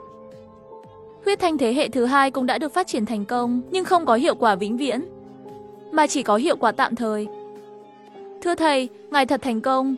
Đúng vậy, khi bạn bị thương, chỉ cần uống thuốc này. Sau 10 phút, vết thương sẽ lành lại và không còn dấu vết. Lão Lý, loại thuốc này có thể sản xuất hàng loạt không? Có thể, nhưng nguyên liệu khá đắt. Mỗi lọ giá khoảng 300 đồng. Lão Lý, 3 ngày có thể sản xuất bao nhiêu lọ? Ước chừng khoảng 20.000 lọ, tuyệt vời. 3 ngày nữa, khi quái thú xâm lược, đội cảm tử lớn của tôi sẽ có khả năng giao đấu với quái thú. Apple có nhu cầu gì không? Apple cần 500 kg nguyên liệu làm thực phẩm. Không cần gì thêm. Có ai có vấn đề gì không? Là thế này, Trung Hoa đã mời Apple tham gia tập trận. Lý do là phi công cơ giáp của họ chưa từng đối đầu với quái thú. Họ sẵn sàng cung cấp 500.000 tấn thịt bò làm chi phí. Các bạn nghĩ sao về chuyện này? Các lãnh đạo, tôi nghĩ chúng ta không thể đồng ý. Nếu thắng, chúng ta sẽ bị mắng là ức hiếp kẻ yếu. Nếu thua, Apple sẽ bị thương. Không có gì tốt cả. Vậy thì từ chối đi. Ngoài ra, hãy cố gắng đáp ứng yêu cầu của Apple. Thức ăn vẫn đủ qua mua sắm online. Con bạch tuộc khổng lồ hôm qua đủ ăn vài ngày rồi. Vậy thì tốt rồi. Vậy thì tan họp đi. Lúc này, nhận được tin từ việc từ chối tập trận từ Trung Hoa. Người Trung Hoa thật sự không có tình nghĩa. Tôi đã bán thức ăn cho họ rồi mà. Ngay cả cho quái thú của họ ra luyện tập mà cũng không chịu. Thưa Tổng thống, chúng tôi phát hiện một con khỉ đột trắng cao ở một đảo hoang. Chúng tôi đã dùng dây xích sắt trói lại. Thật tuyệt vời. Vậy là chúng ta có thể mang nó về nước. Chúng ta cũng sẽ nuôi một con quái thú của riêng mình. Ước gì chúng ta có thể. Có thể không được. Quái thú của Trung Hoa đều được nuôi từ nhỏ. Còn con khỉ đột này, chúng tôi phát hiện khi nó đã cao 100 mét rồi. Thân thể trưởng thành của nó mang rất nhiều thù hận với con người. Một khi thả nó ra, nó sẽ phá hoại nhà cửa của chúng ta. Vậy thì, nếu chúng ta thả nó vào Trung Hoa thì sao? Thưa Tổng thống, xin lỗi tôi nói thẳng, hiện tại là thời điểm quan trọng khi quái thú đang xâm lược. Loài người nên đoàn kết đối mặt với kẻ thù. Đây là lệnh quân đội. Tướng Mark. Có lệnh từ Tổng thống. Vào ban đêm, cơ giáp của Trung Hoa từ Nhật Bản và đảo tổng hợp nhất. Này các bạn, chuẩn bị sẵn sàng chưa? Các thật sự định làm như vậy sao? Đương nhiên rồi, Trung Hoa không phải lần đầu tiên đối đầu với chúng ta đâu. Hôm qua họ dám làm nhục tôi và cơ giáp của Gác. Chúng ta phải lấy lại thể diện. Tốt, vào lúc 12 giờ đêm, bạn đột nhiên mở mắt ra, lại là hơi thở của quái thú. Tôi nhớ là cuộc xâm lược của quái thú ngoài hành tinh còn chưa bắt đầu mà. Sẽ không phải là quái thú bản địa chứ? Đi xem thử, nếu chúng không nghe lời, có thể tiêu diệt chúng. Ngay lập tức bạn lặn xuống nước, nhanh chóng đến vùng biển quốc tế. Khi lặn xuống đáy nước, bạn phát hiện một con bạch tuộc khổng lồ bị đóng đinh vào đá ngầm. Nó không thể chạy thoát, không hay rồi. Đây là cái bẫy. Tập trước, bạn nhận ra đó là cái bẫy. Bạn nhìn thấy hai chiếc mê chưa? Một chiếc ở phía trước, một chiếc ở phía sau. Bạn bật coi và kéo sự chú ý của bạch tuộc. Hai chiếc mê chơ lao về phía bạn. Bạn nhẹ nhàng đá một cái, hai chiếc mê chơ đâm vào nhau. Ngay sau đó, Gác giơ cánh tay lên, một quả bom hạt nhân nhỏ được phóng ra. Bạn nhìn quả bom hạt nhân, đột nhiên mở miệng và nuốt nó vào bụng. Quả bom hạt nhân phát nổ trong bụng bạn. Bạn kêu lên một tiếng bà cách. Chuyện gì vậy? Chuyện gì đã xảy ra vậy? Rút lui đi, không nhất thiết phải giết hắn. Nếu không, khi nó lớn lên, sẽ không ai là đối thủ của hắn. Sau đó, cả hai chiếc mây chơi cùng lúc nhấn nút vũ khí bên ngoài. Một con dao ăn xuất hiện trên cánh tay. Sau đó, họ nhảy lên, đánh về phía bạn. Lúc này, bạn đang tích tụ năng lượng. Năng lượng trong hệ thống khiến một chiếc Major bị đông cứng, nhưng nó vẫn nhìn về phía bạn. Lúc này, bạch tuộc mà bạn vừa duỗi xúc tu, lắc nhẹ, con Major đã lệch hướng. Ngay sau đó, bạn quay người và tìm lại Major của mình. Ngực Major bị 3 vết thương lớn. Sau đó, bạn hạ xuống đất và lập tức chạy nhanh. Nó sắp ra đòn lớn rồi. Đừng để bị năng lượng của nó đánh trúng. Nếu không, chết chắc. Sao bạn không nói sớm hơn? Chạy riêng, lúc này Gác đã chạy rất xa rồi. Nhưng làm sao bạn có thể để tên này chạy hướng về góc? Chiếc Major của bạn ra đòn bất đắc dĩ. Trúng ngay, phát nổ. Sau đó bạn nổi lên mặt nước. Bạch tuộc cũng theo bạn quay lại biển Trung Hoa. Ngày hôm sau, phía quân đội chuẩn bị một chiếc tàu để cùng tôi đến một nơi. Ở đó có thể có những con quái thú khác. Các bạn cẩn thận nhé. Buổi trưa, trên mặt biển xuất hiện một con tàu lớn. Bạn và Bạch tuộc đang dẫn đường dưới nước. Lâm Thanh Tuyết ngồi trên đầu bạn và đi suốt hành trình. Sau khi đi được 100 hải lý, Bạch tuộc dừng lại. Đến nơi rồi, tàu ngầm chuẩn bị cùng với áp xuống đáy biển. Ngay sau đó, Lâm Thanh Tuyết cũng đi vào, ngồi vào tàu ngầm. Mọi người đi theo áp xuống đáy biển. Trên đường đi, họ thấy rất nhiều bạch tuộc dài khoảng 30 mét. Sau đó đến một cửa động. Lại vì không giống như bạch tuộc, không phải sinh vật thân nên chỉ đành quay lại mặt biển. Cài đặt tọa độ đi, hãy quan sát tình hình ở đây, nhớ đừng vào trong, chỉ cần quan sát tình hình thôi. Được rồi, Upper, đột nhiên, bạn cảm thấy có điều gì đó bất thường. Chào một tiếng rồi tăng tốc hướng về phía bắc. Không lâu sau, bạn thấy một chiếc tàu khổng lồ xuất hiện. Trên đó có một con quái vật trắng khổng lồ. Nó đang ung dung ăn món thịt chim ưng. Hướng này là của Trung Hoa. Liệu chú chim ưng nhỏ kia có phải là kẻ xấu? Các người nghĩ rằng chỉ vì quái vật khổng lồ có thể đánh bại tôi sao? Khi tôi thấy mình biến con quái vật thành người hầu, các bạn nghĩ sao? Sau đó, bạn đến tỉnh phía bắc nhất, chờ đợi sự xuất hiện của quái vật. Vài giờ sau, chiếc tàu không rõ lai lịch rời khỏi bến tàu của Trung Hoa. Nếu không, hậu quả sẽ tự gánh chịu. Hét lớn, quái vật đã phá hủy một đời người. Hai con quái vật lao vào nhau. Chỉ vừa mới chạm mặt, một cái tát vung lên. Từ chối, lùi lại vài bước. Cơn giận nổi lên, thổi vào ngực mình, làm vang dội. Sau đó nhảy ra xa, lao đến bên cạnh bạn. Cả hai ngã lăn ra, bạn bị ném ra ngoài. Tên này thật sự có sức mạnh lớn. Cơ thể 90.000 tấn của tôi mà có thể ném đi xa như vậy. Quái vật lại đến lần nữa. Bạn bắn một tia laser ra, quái vật bị ngã, lùi lại, nhặt một viên đá to hơn mình. Nhưng không giống bạn, bạn quét đuôi một cái, đá bị quét lại. Trúng ngay con quái vật. Sau đó nhảy lên, đạp lên người con quái vật. Ngay lập tức, đằng sau bạn bắt đầu phát sáng. Con quái vật lập tức sợ hãi, giơ hai tay lên, giữa sự sống và cái chết. Chọn phương án sau, trong phòng laser chim chính thức. Quái vật mãi mãi là quái vật. Lính của chúng ta làm gì vậy? Tiền thế của chúng ta đã bị quân đội xả lãng phí hết rồi sao? Đây là người từ tỉnh Hải Bắc, thành phố Giang Hải, khu Nam Sơn, khu dân cư Trung Anh. Bạn có 1 giờ để tới sở cảnh sát gần nhất và tự thú. Bạn đã bị tình nghi vu khống quân đội của chúng ta trên mạng. Cuộc chiến đang đến gần, quân nhân của chúng ta không bao giờ có thể bị vu khống ác ý. Mạng không phải là nơi không có pháp luật, tự lo liệu đi. Tại cuộc họp, lúc này thời gian đang gấp rút. Lính đang xây dựng phòng thủ và tấn công, bảo vệ biên giới. Lính của chúng ta đã ngăn chặn vô số cuộc xâm nhập vào Trung Hoa. Không thể để bọn phản động vu khống. Nếu bạn không tự thú, thì cảnh sát sẽ đến tận nơi. Hậu quả bạn tự chịu. Trời ơi, cảm giác thật đã sảng khoái. Ông Chen, bạn chỉ có 1 giờ thôi. Ngày 29 tháng 3, sáng sớm ở Trung Hoa, Upper đang ăn. Bên cạnh là một con quái vật, nước miếng chảy ra. Bên quốc gia đã hoàn tất triển khai. 2 chiếc Major đi về phía bắc, 2 chiếc Major đi về phía nam, 1 chiếc ở phía tây, 1 chiếc ở trung tâm. Trên trời còn có một chiếc tàu sân bay tàng hình về phía đông do Upper chỉ huy. Ngày 30 tháng 3 năm 2035 tại Vạn Thọ Địa. Đi về phía nam, một bàn tay khổng lồ vung mạnh xuống đất. Đầu của một con quái vật vươn lên từ hố sâu. Một tảng đá lớn rơi trúng đầu quái vật. Con quái vật vẫn chưa hoàn toàn xuất hiện. Đó là một đám thuộc hạ đang hung hăng xuất hiện. Nó hét lên với hố sâu. Quái vật lao ra mạnh mẽ.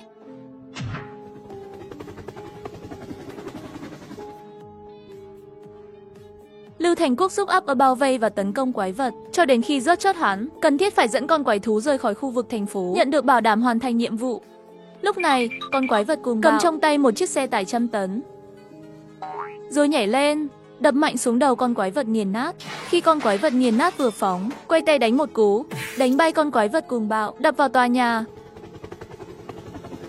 Mọi sự trợ giúp cho con quái vật cuồng bạo đều phóng tên lửa. Khi máy bay trực thăng nhận được lệnh, tất cả các khẩu pháo đều nhắm vào con quái vật nghiền nát. Ngay lập tức khói dày đặc bốc lên xung quanh hắn. Con quái vật cao hơn 150 mét, ngay lập tức bị pháo hỏa hoạn nuốt chửng.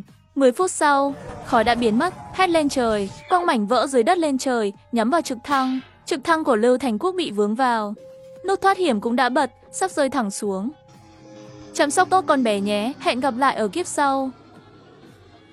Đột nhiên, một khuôn mặt quen thuộc xuất hiện trước mắt. Upper Godzilla. An toàn cho Lưu Thành Quốc. Godzilla vỗ một phát vào giới hạn năng lượng. Con quái vật nghiền nát vẫn xông tới chịu đòn. Ngay sau đó, một cú quay người, một cái đuôi quất bay con quái vật nghiền nát ra xa mấy chục mét. Con quái vật bị đánh bay tức giận gầm lên với Godzilla. Sau đó, lao thẳng lên, đè Godzilla xuống dưới người, đánh vào đầu Godzilla một cách dữ dội. Lúc này, con quái vật cuồng bạo nhảy lên lưng hắn, ôm chặt cổ hắn, kéo mạnh ra phía sau. Bạn lấy lại sức và chuẩn bị tập trung. Một phát súng trúng vào ngực, bắn bay con quái vật nghiền nát sang một bên, rồi lao về phía, vì ở cự ly gần hắn mới có lợi thế. Bạn bế tòa nhà cao 10 tầng đập vào hắn, con quái vật nghiền nát bị đập ngã xuống đất. Bạn nhảy lên đạp mạnh vào ngực hắn, chân 90 tấn đạp xuống không phải trò đùa. Sau đó, bạn dùng tay há miệng hắn bật đèn sáng. Một luồng khí nguyên tử phun vào miệng hắn, phóng vào trong cơ thể con quái vật nghiền nát. 5 phút sau, con quái vật nghiền nát đã chết. Chiến thắng Lâm Thanh Tuyết, chiến đấu kết thúc. Lập tức đến bên bạn, Upper Gut Sealer. Cảm ơn bạn, cảm ơn rất nhiều. Năng lượng tích trữ đạt 30%, có thể kích hoạt trạng thái chiến đấu mặt xanh. Lúc này bạn mở bảng điều khiển. Lâm Thanh Tuyết đang nhìn bạn trên vai, xem trận chiến giữa máy giáp phương Bắc và quái thú. Trên màn hình, ai đó vừa cướp lấy một cây gậy rắn bằng nitơ. Lôi thần cầm kiếm lớn, một kiếm chém vào đầu con rắn khổng lồ, cuối cùng kết thúc trận chiến, thật tuyệt vời. Được rồi, tôi sẽ báo với quân đội ngay, sẽ mổ xác con rắn khổng lồ. Chúc may mắn đến đây. Khi bạn và con quái vật cuồng bạo đang ăn uống, một sinh vật cao 80 mét từ hố sâu chui ra, có một con mắt, nhìn thật đáng sợ. Chết tiệt, cái này là gì? Chưa từng thấy trong kiếp trước. Cùng với sự xuất hiện của sinh vật mới, một đám quái vật cá cũng lao ra. Lúc này, quân khu đã ra lệnh dốc toàn lực tiêu diệt con quái vật còn lại, ngăn chặn quái vật vượt qua khu Nam Sơn, gây hại cho dân thường. Máy bay chiến đấu hỗ trợ trên không, liên tục theo dõi tình hình chiến đấu của Upper Gut Sealer. Để tôi đi giúp tiêu diệt những con nhỏ. Nhờ bạn đấy, Thanh Tuyết, đi thôi. Từ hố sâu, những con quái vật cá rậm rạp bò ra, đang lao về phía thành phố. Biên phòng chuẩn bị, chúng đang đến.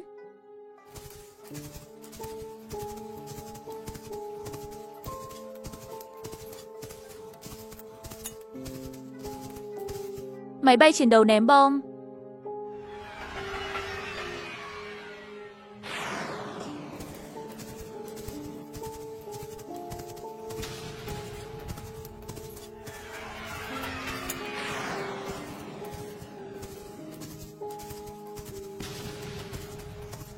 Xe tăng chuẩn bị ngắm bắn.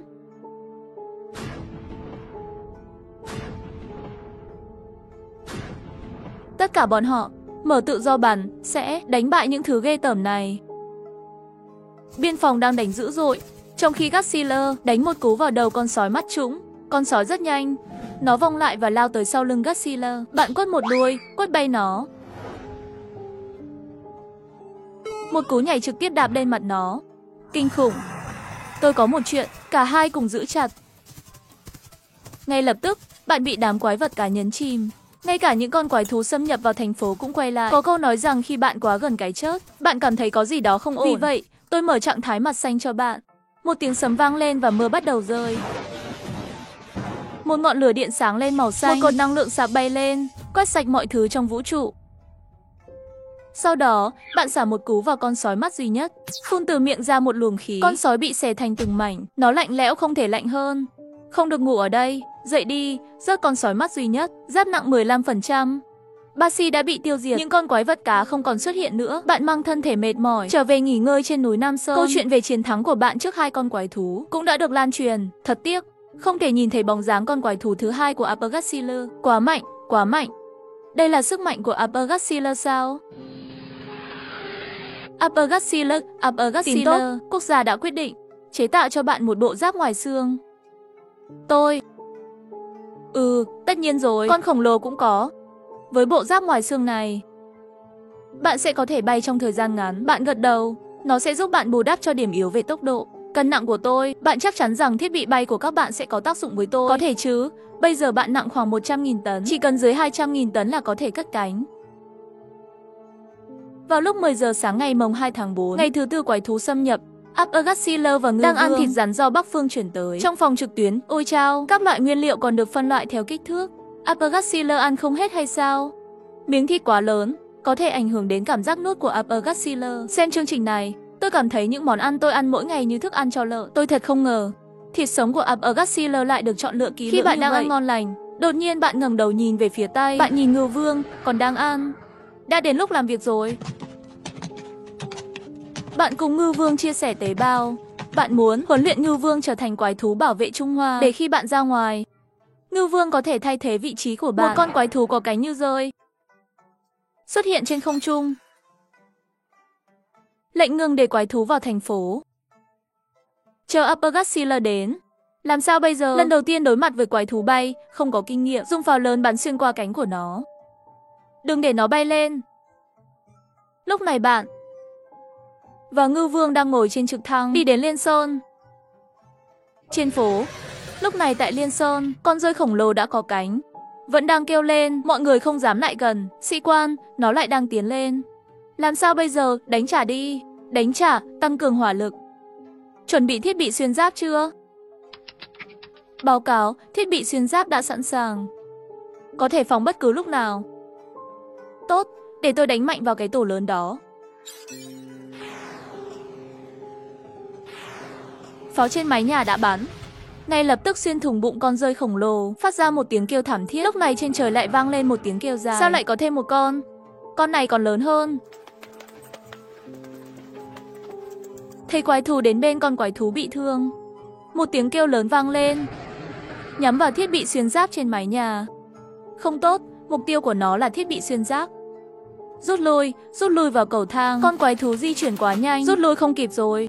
Con quái thú đã đến gần, bắt lấy tòa nhà, mang tòa nhà bay lên không trung rồi thả xuống.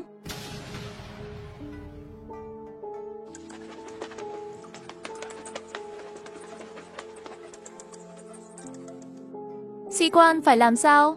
Hai con quái thú sắp phá vòng vây, đang tiến vào thành phố. Những thằng anh em đáng ghét của tôi lại bị bạn thả xuống như vậy.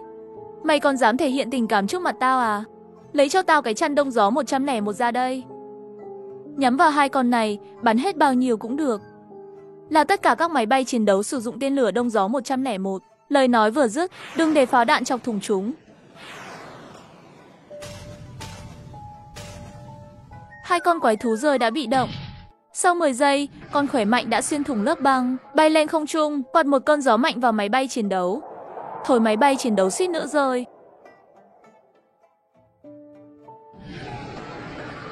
Là Ngưu Vương đến rồi. Upper Godzilla cũng đến rồi chứ. Cùng với Ngưu Vương, một đợt tấn công hỗn loạn. Cánh rơi bị gãy, rơi xuống từ trên không. Khi rơi xuống đất, cả hai bên đều không dám bay vào hơi thở nguyên tử, trực tiếp đánh vào đầu con quái thú bị thương. Tiêu diệt gấp, năng lượng tăng 10%.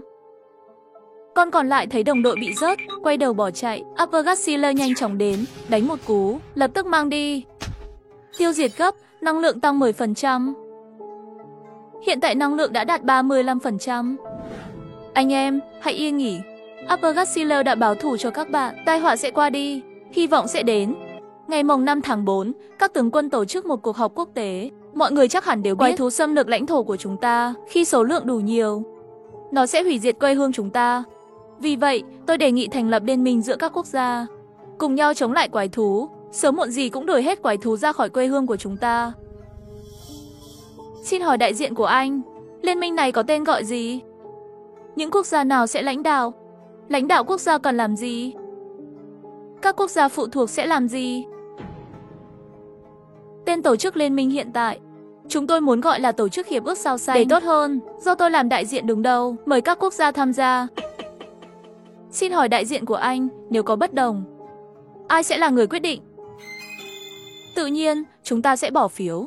Nhưng vì tôi là người đứng đầu, nên tôi có quyền phủ quyết một phiếu. Tất nhiên, nếu các bạn gặp khó khăn, chúng tôi sẽ cử máy giáp hỗ trợ. Ngược lại, nếu chúng tôi cần giúp đỡ, các bạn cũng cần hỗ trợ. Chúng ta chủ trương giúp đỡ lẫn nhau. Đại diện Trung Hoa, tôi xin chân thành mời các bạn gia nhập tổ chức quốc tế, cùng bảo vệ sự an toàn của sao xanh. Khi lời nói này phát ra, mọi người đều nhìn về phía đại diện Trung Hoa. Các đại diện quốc gia khác vẫn ngồi im, đối diện với sự tra hỏi của đại diện Anh. Đại diện Trung Hoa biết rõ âm mưu của anh, vì vậy im lặng nhìn họ biểu diễn. À, đại diện các quốc gia khác có câu hỏi gì không? Nếu không, chúng ta sẽ vào giai đoạn bỏ phiếu. Giờ mọi người không nói gì nữa, đại diện Anh đứng dậy, kính chào các đại diện quốc gia. Nếu có quốc gia nào muốn gia nhập tổ chức do tôi dẫn đầu, xin đứng lên. Trong toàn cảnh này, hầu hết các đại diện quốc gia đều đứng lên. Và khi thấy đại diện Trung Hoa, đại diện Mao Hùng ngồi vững như núi, lại quay lại vỗ ngực, tỏ ra không động lòng. Chủ trương Trung Hoa không động, tôi cũng không động. Đại diện Mao Hùng, đây là tổ chức có lợi cho các bạn. Tôi xin chân thành mời các bạn gia nhập. Được rồi, đại diện Anh. Sau khi kết thúc cuộc họp, tôi sẽ thông báo với tổng thống của chúng tôi. Chúng tôi sẽ xem xét đề nghị của các bạn. Vậy thì cuộc họp này kết thúc tại đây. Ai muốn gia nhập tổ chức Hiệp ước Sao Xanh? 2 ngày sau, trong cuộc họp trực tuyến, các quốc gia sẽ ký kết hợp đồng. Cảm ơn các đại diện quốc gia đã tham gia. Câu nói chưa xong, đại diện Trung Hoa là người đầu tiên rời khỏi hội trường. Lúc này trong cuộc họp cấp cao của Trung Hoa, các bạn nghĩ sao? Sẽ có bao nhiêu quốc gia gia nhập tổ chức Hiệp ước Sao Xanh của Anh? Chắc chắn sẽ có không ít. Vì đối với các quốc gia nhỏ, đây thực sự là lợi ích hơn là thiệt hại. Nếu tất cả các quốc gia nhỏ gia nhập, thì đối với Trung Hoa mà nói, chắc chắn sẽ không có lợi. Chúng ta có thể bị cô lập bởi các quốc gia khác. Đúng vậy, nhưng chúng ta chắc chắn không thể gia nhập tổ chức Hiệp ước Sao Xanh. Dù sao thì anh cũng không muốn trả gì. Chỉ muốn có công nghệ của chúng ta. Điều đó có thể không? Không cần quan tâm đến họ, chỉ cần chúng ta có công nghệ. Sợ gì họ? Hiện tại, chúng ta đã bắt đầu nghiên cứu thuốc gen thế hệ 3. Cố gắng nâng cao thể chất cho binh lính. Nước ta luôn nổi tiếng với hòa bình. Nhưng nếu chúng ta không có chính sách phù hợp, chắc chắn, ngày càng nhiều quốc gia sẽ gia nhập tổ chức Hiệp ước Sao Xanh. Lúc đó anh sẽ kêu gọi mọi người cô lập Trung Hoa. Điều đó cũng khó xử. Ý tưởng của tôi là chúng ta cũng nên thành lập một tổ chức liên minh, cùng nhau chống lại quái thú. Tôi nghĩ như vậy có thể ngăn chặn việc các quốc gia khác cô lập chúng ta, cũng có thể giúp đỡ các quốc gia đồng minh khác. Việc này còn cần thảo luận kỹ hơn. Mọi người thảo luận đi. Ngày mai đưa ra phương án, chúng ta sẽ họp lại. Ngày kia sẽ phải ký kết rồi. Chúng ta tốt nhất công bố trong cùng một ngày kế hoạch tổ chức của chúng ta. Cuộc họp kết thúc tại đây. Lưu Thành Quốc và Lý Hoài Trân trở về trên đường. Lão Lục, cậu thấy thế nào? Bây giờ chúng ta mới ổn định. Lão Lý thành lập tổ chức không có nghĩa là phải bỏ mặc dân chúng đi giúp đỡ các quốc gia khác, chỉ cung cấp hỗ trợ công nghệ trong một số lĩnh vực. Vậy công nghệ gen của chúng ta thì sao? À, tôi đang nói đến việc bán huyết thanh tăng cường sức khỏe. Các quốc gia đồng minh sẽ được ưu tiên mua, dù họ có giải mã được cũng không sao. Và gen thế hệ đầu bị giải mã chỉ là vấn đề thời gian. Vì vậy, chúng ta nên rộng rãi hơn, bán ra để đổi lấy các vật liệu quân sự khác, có thể nâng cao sức mạnh quân sự của chúng ta. Lý Hoài Trân nghe xong lời của Lưu Thành Quốc, cảm thấy có lý. Ý anh là chúng ta không sai. Khi tận thế đến, chúng ta phải ngồi vào vị trí chủ đạo. Chỉ như vậy mới giành được lợi ích lớn nhất cho quốc gia. Thoát ra đi, nhớ rằng không có quyền lực và có quyền lực nhưng không là hoàn toàn khác nhau. Lý Hoài Trân im lặng gật đầu. Anh hiểu rồi, còn Abergassiller thì đang trên đường vào Nam, vì ở đó lại xuất hiện quái thú một sừng vô cùng hung hăng. Moa ơi, cái quê gì vậy? Cùng theo dõi tiếp, lúc này ở miền Nam, 2 chiếc máy giáp đang chuẩn bị. Đã chuẩn bị xong chưa? Đội trưởng yên tâm, dù đây là lần đầu tôi đi nhiệm vụ, nhưng có chúng ta ở đây. Đợi mà xem, tôi sẽ tiễn nó về quê. Chỉ thấy trên mặt hồ, một sinh vật khổng lồ giống như hươu đứng đó. Trên đầu có một cái sừng rất to, đang chăm chú nhìn về phía nhà máy điện hạt nhân phía sau. Đội trưởng, con này hình như không muốn đánh với chúng ta, chặn nó lại. Mục tiêu của nó là nhà máy điện hạt nhân kia. Nó muốn làm gì ở đó? Chắc chắn không phải là đi hấp thụ năng lượng đâu. Nó nhắm vào năng lượng hạt nhân. Rõ ràng là năng lượng hạt nhân có sức hấp dẫn kỳ lạ với những con quái thú này. 2 chiếc máy giáp chắn trước. Con quái thú hươu phun ra một đám khí. Hiển nhiên là nó tức giận, một cú húc mạnh đánh văng 2 chiếc máy giáp ra ngoài. Đội trưởng, con này khó đối phó thật. Dù có chớt cũng phải giữ vững. Trương Cường kích hoạt trạng thái náo nhiệt. Chiếc kiếm khổng lồ trong tay dần dần chuyển sang màu đỏ. Cậu giữ chân nó. Tôi sẽ tìm cơ hội phá vỡ phòng thủ của nó. Anh, Trương Cường một cú né tránh. Ngực con quái thú bị rạch ra. Một dòng chất lỏng đen chảy ra. Rồi Trương Cường mở ra, cắm vào ngực con quái thú. Thật tiếc bị xương ức chặn lại. Ngược lại bị quái thú nắm bắt cơ hội, nắm lấy thanh kiếm và xoay mạnh. Đứt đoạn rồi dùng đầu húc vào. Trương Cường trong máy giáp bị sừng quái thú xuyên thủng ngực, rồi bị xé thành 2 nửa, rơi xuống đất. Trương Cường trong buồng lái đầu thoát nạn. Lúc này có rất nhiều vật cản. Một tia nguyên tử hấp dẫn đến, đánh cho quái thú lùi lại liên tục. Nó lao tới, nắm lấy đuôi quái thú, liên tiếp thực hiện vài cú ném vai. Sau đó vứt quái thú lên không trung, tích tụ năng lượng và phun tơ, một phát trực tiếp mang đi. Rớt chất bằng hơi thở độc, năng lượng phục hồi 25%. Ngày mùng 6 tháng 4, sáng sớm, các tướng quân đã phát hành thông báo toàn cầu. Các quốc gia muốn gia nhập tổ chức Hiệp ước Sao Xanh hãy nộp đơn xin gia nhập trong hôm nay. Và Trung Hoa cũng đã phát hành thông báo toàn cầu vào sáng sớm. Tổ chức Liên minh Gấu Panda do Trung Hoa dẫn đầu, được thành lập với biểu tượng hòa bình. Điều này tạo thành một sự đối lập. Nhiều quốc gia nhỏ bắt đầu chọn phe, nhưng khi Mao Hùng Quốc chọn gia nhập Liên minh Gấu Thunder, nhiều quốc gia không có xung đột với Trung Hoa đã chọn gia nhập. Vậy tại sao anh lại tổ chức Liên minh Gấu Thunder? Tại sao lại phải tổ chức một liên minh như vậy? Gia nhập tổ chức hiệp ước sao xanh của tôi có phải không tốt sao? Rõ ràng là vậy. Trung Hoa thực sự định đối đầu với chúng ta rồi. Bây giờ có bao nhiêu người đang gia nhập tổ chức hiệp ước sao xanh của chúng ta? Hiện tại, tổ chức Liên minh Gấu Thunder đã có 264 quốc gia toàn cầu. Có 65 quốc gia đã đăng ký gia nhập tổ chức hiệp ước sao xanh của chúng ta, và phần lớn là các quốc gia nhỏ xung quanh chúng ta. Mới chỉ có 65 quốc gia thôi. Tại sao lại như vậy? Chắc hẳn Trung Hoa đã nắm giữ một số công nghệ mới. Nếu Trung Hoa công bố gia nhập Liên minh Gấu Thunder, sẽ nhận được sự hỗ trợ công nghệ của họ. Tôi nghe nói Trung Hoa đã phát minh ra một loại huyết thanh tăng cường, có thể nâng cao khả năng chiến đấu của binh lính. Có thể là lý do này không? Hoa Kỳ, Tổng thống. Thời gian đã đến. Các tổng thống các quốc gia muốn gia nhập Liên minh Gấu Thunder đều đang ở trong phòng họp trực tuyến chờ bắt đầu.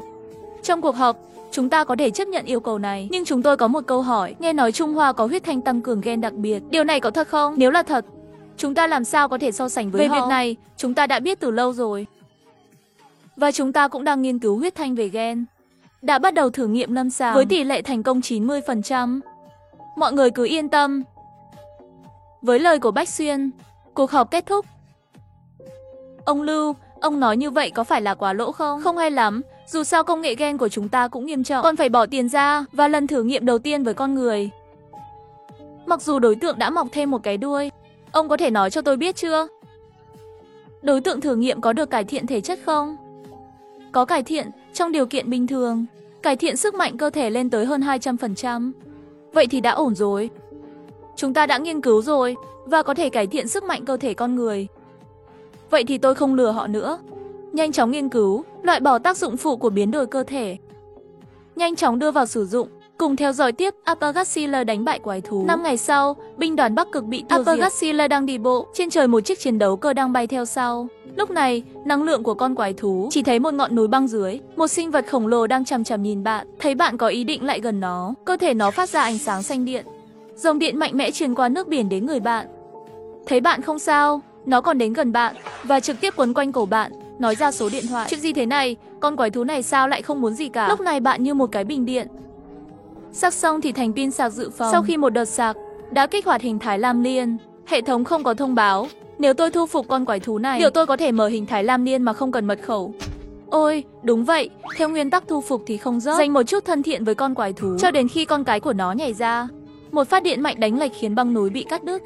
Trời à, đây là sức mạnh của Upper sao? Quá mạnh. Theo tài liệu ghi lại, núi băng này đã bị đông lạnh suốt 270,0 năm. Thấy bạn sống sót như vậy, con quái thú ngất xỉu. Khi tỉnh lại, nó cứ cúi đầu, thật là nhút nhát. Sau này cứ gọi là có mặt. Con quái thú gật đầu, rồi nó lặn xuống biển sâu. Sau đó bạn cũng nhảy xuống đáy biển, lặn vào trong núi băng dưới đáy biển, nằm trên lớp năng lượng hấp thu và tích lũy năng lượng. Tiến hóa trong một lúc. Hấp thu năng lượng thêm một chút. Hấp thu năng lượng. Tiến hóa trong 1 đến 2 giờ. Tiến hóa đến 10,0.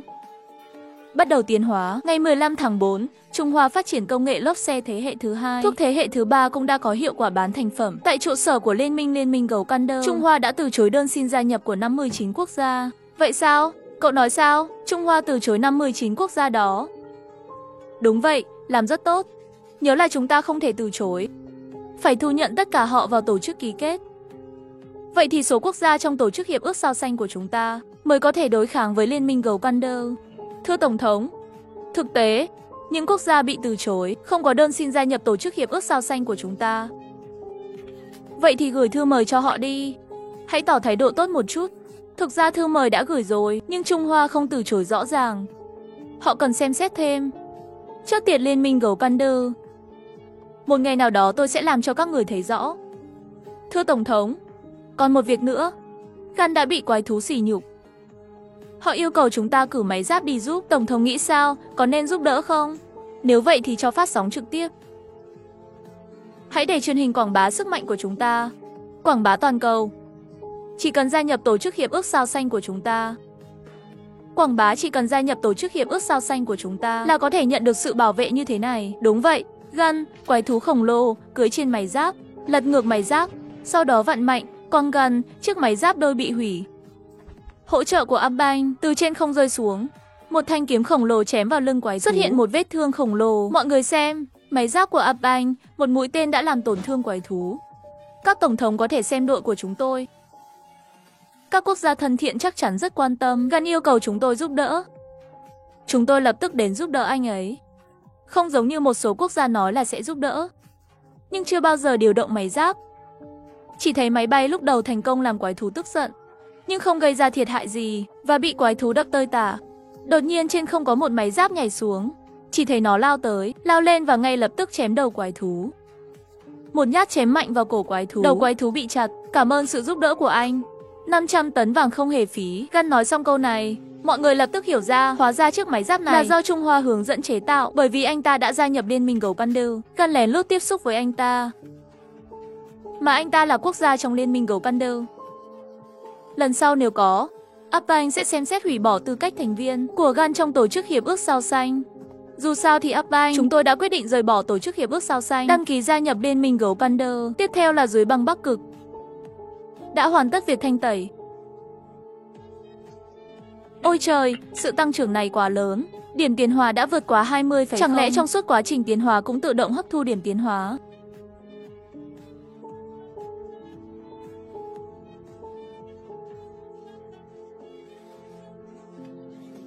Thích quá, thử nghiệm khả năng mới tại núi tuyết đi. Bắn ra một tia thở lâu taxi, không có túi năng lượng đi kèm, chém vào núi băng, ngay lập tức tạo thành một lỗ lớn. Bên trong xuất hiện một chiếc lồng lớn.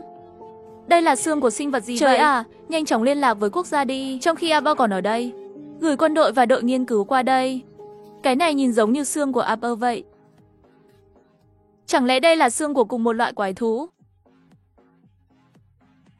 Đây không phải là xương của Godzilla sao? Năng lượng ở đây chính là do nó để lại sao? Rất nhanh một máy giáp và các nhà nghiên cứu Trung Hoa đã đến đây. Lâm Thanh Tuyết đến trước mặt Apple. Apple, bạn lại tiến hóa rồi. Thật là uy vũ, tôi sẽ vào Bắc Cực kiểm tra. Các bạn cứ ở đây đi. Được rồi, bạn đi trước đi. Có việc gì liên lạc ngay. Chúng tôi sẽ ở đây nghiên cứu cái xác dưới biển. Giao cho bà, bạn liền lặn xuống dưới nước. Nhanh chóng dưới đáy biển. Một hang động giống như động đá vôi xuất hiện trước mắt. Bạn từ từ tiến lại gần. Đột nhiên một sợi dây nước xuất hiện, giống như tát áp vào bay đi. Sau đó tiếp tục tiến sâu vào động. Xác định năng lượng bức xạ siêu mạnh hấp thụ. Có thể mở khóa giai đoạn tiếp theo của hình thái dính. Mở khóa hình thái mới. Tích lũy sức mạnh từ dưới đáy, hoa vàng tăng thêm. Khi bạn đang hấp thu điểm tinh lọc, trong khi đó ở Nam Sơn khu vực này, Apple đang đối phó với một con chuột săn. Phải làm sao? Apple vừa bị nó cắn một cái. Cánh tay vẫn đang chảy máu. Máy giáp hỗ trợ cần một chút thời gian nữa. Chắc chắn súng pháo đã sẵn sàng chưa? Sẵn sàng rồi. Tốt, nắm vào lưng con chuột cưa. Vì nó đã bị cháy rồi. Sau đó pháo phóng. Đánh tan lưng con chuột cưa thành vết nứt. Con chuột khổng lồ ướt sũng điên cuồng lao vào Apple. Apple vì bị thương ở tay nên liên tục lùi bước. Apple sắp không chịu nổi rồi. Trước đây quốc gia không phải định làm một bộ giáp ngoài cho Apple sao? Bộ chiến giáp đó đâu rồi? Bởi vì ưu tiên cho cao tổng, nên Apple chỉ có một bộ hoàn chỉnh và chỉ có một bên được dùng trước. Đặt một lượng lớn thuốc giảm đau lên bộ giáp, còn có thuốc phục hồi. Apple có thể do quá đau đớn nên không thể phát huy hết sức mạnh. Rất nhanh trực thăng thả một bộ xương kim loại. Bộ giáp hoàn chỉnh bay đến trên Apple. Apple đẩy quái thú ra, sau đó đội bộ giáp lên tay. Thuốc giảm đau tích hợp trong bộ giáp, thuốc phục hồi tự động bơm vào cánh tay Apple. Thấy quái thú lao tới, Apple một cú đấm vào đầu con chuột cưa. Con chuột cưa lao mạnh vào tòa nhà di động bên cạnh. Tòa nhà sụp đổ, không thu hồi, hoàn tất nhiệm vụ. Ngày 22 tháng 4, trong tòa nhà 6 góc. Tại sao lại như vậy? Rõ ràng Liên minh Gấu Pandu đã từ chối đơn xin gia nhập của họ. Nhưng họ cũng không đến gia nhập tổ chức của chúng ta. Thưa Tổng thống, mặc dù tôi không muốn thừa nhận, nhưng chúng ta quả thật đang thua kém Trung Hoa ở một số mặt. Đúng là như vậy. Phòng nghiên cứu, các bạn đang nghiên cứu thuốc tăng cường thể chất như thế nào rồi? Thưa Tổng thống, còn một chút vấn đề nhỏ thôi. Bao lâu rồi mà còn vấn đề? Còn vấn đề gì nữa? Phòng nghiên cứu các cậu đang làm gì vậy? Khi tiêm thuốc cho lính thì họ mọc rất nhiều lông. Chỉ cần nói với tôi liệu nó có thể tăng cường thể chất không? Vâng, nó có thể. Tăng cường thể chất trung bình khoảng 200%. Vậy thì được rồi, bắt đầu sản xuất hàng loạt đi. Chỉ cần tiêm vào, nó sẽ mọc lông thôi. Cậu đi không phải xong sao? Ai có thể nói với tôi? Tại sao Trung Hoa là quốc gia bị xâm lược nhiều nhất, mà số thương vong lại ít nhất? Các tướng quân ở đây đang tranh luận rất sôi nổi. Lúc này tại bộ chỉ huy Jeddah của Trung Hoa, màn hình Jeddah cho thấy một con quái thú khổng lồ đang bay từ hướng đông bắc về phía Trung Hoa. Chắc chắn không? Là quái thú nào? Đường bay của nó là gì? Mục tiêu của nó là đâu? Chắc chắn là con quái thú. Tấn công thủ đô Gôn. Mục tiêu của nó hiện tại không xác định, nhưng từ tốc độ bay của nó, nếu không có gì bất ngờ, nó sẽ đến đây trong vòng 3 giờ nữa. Loại quái thú nào? Nó hiện đang ở đâu? Có thông tin gì về quái thú không? Chúng tôi hiện tại phát hiện ra quái thú ở Thái Bình Dương, hướng Đông Bắc, cách khoảng 400 hải lý, sẽ tiến hóa thành quái thú cấp Enfu. Đây có thể là lý do tại sao nó ra ngoài lần này. Tiếp theo, con quái thú sẽ dừng lại trên không trung phía trên đảo Sakuza, lại báo cáo với các tướng quân. Một con quái thú trong không trung đã xuất hiện, cũng là một con quái thú tấn công chúng ta trước. Ở giai đoạn trưởng thành, dự đoán sắp tiến hóa lên cấp Enfer. Đây là lý do nó ra ngoài lần này. Tiếp theo, con quái thú sẽ dừng lại trên không trung phía trên đảo Sakuza. Báo cáo thưa tướng quân. Chúng tôi có vẻ đã tính sai. Có vấn đề gì vậy? Kiều Đa có vẻ không phải đang đến Trung Hoa của chúng ta. Nó đã dừng lại khi đi qua đảo Sakuza. Chuyện gì vậy? Bạn có nhìn thấy vệ tinh của Trung Hoa thấy một con quái thú không? Chính phủ đã rời khỏi đỉnh núi Phu Nghi. Có chuyện gì vậy? Tướng quân, quái thú đang ẩn mình trên núi Phu Nghi của đảo Sakuza. Có thể chúng ta đã phán đoán sai. Có lẽ nó đang nhắm vào núi Phu Nghi. Dù sao đó cũng là núi lửa. Anh ta đã nói trong giấc mơ. Quái thú ăn năng lượng nhiệt. Cũng không thể chủ quan. Hãy ra lệnh cho toàn bộ quân đội. Trong khi đó tại hội nghị Sakuza, tôi không thể tin nổi. Chúng tôi phát hiện ra con quái thú đang ở trên đỉnh núi Phu Nghi của chúng ta. Báo cáo, chuyện gì vậy? Chắc không phải nó sẽ đi xuống mà. Nhanh lên, hãy nghĩ cái gì đi. Trên núi Phu Nghi của đảo Sakuza, Kiều Đa mở rộng cánh và vẫy mạnh. Một cơn gió mạnh quét bay vô số hoa anh đào. Con người và hoa bị cuốn bay. Một chiếc chiến đấu cơ bay qua để kiểm tra tình hình cũng bị cuốn bay, rơi xuống đất và phát nổ. Truyền lệnh cho tất cả chiến đấu cơ tấn công quái thú từ xa, bắn từ núi lửa Itania. Lúc này, đảo Sakuza không còn nhìn thấy phun trào núi lửa nữa. Đảo Sakuza, núi lửa không còn quan trọng, vô số tên lửa. Các tên lửa hành trình được bắn đi. Bùm chiếu.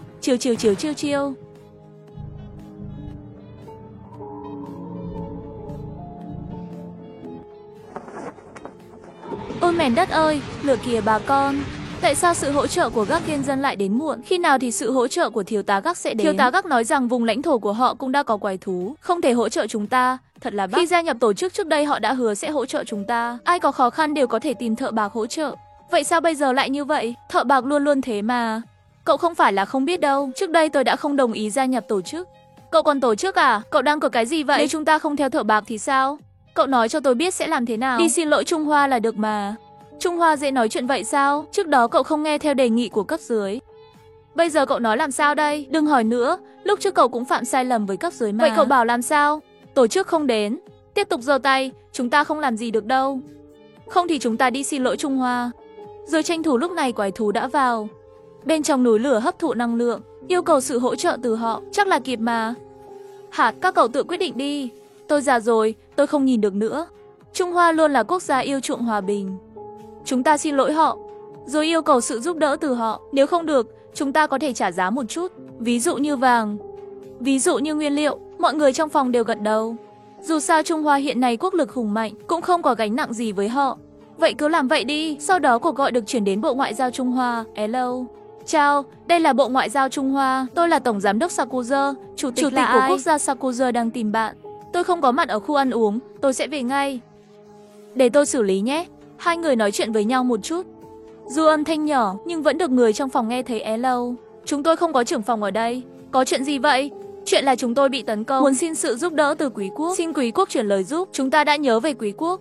Trước đây các bạn đã từng đánh bại chúng tôi. Chúng ta có thể xin lỗi và trả một khoản bồi thường. Chúng ta cũng có thể trả giá. Xin quý quốc hỗ trợ.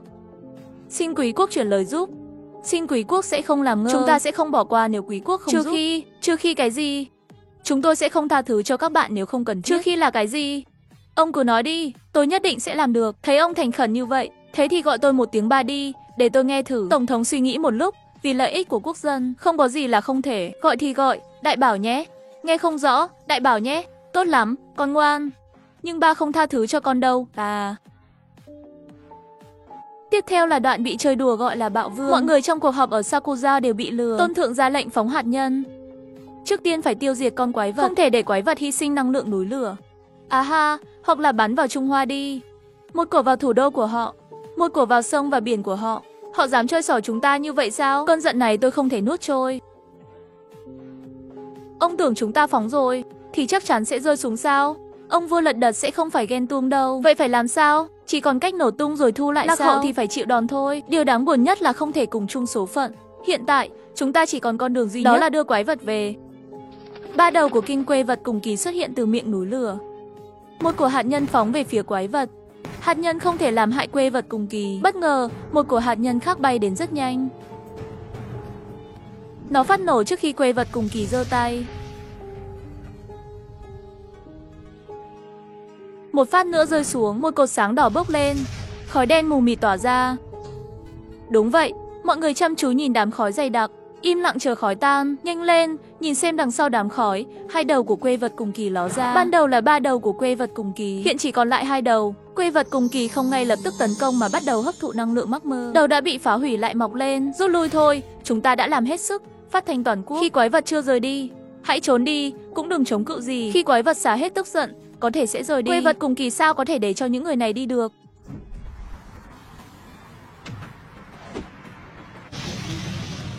Tại đảo Sakuza,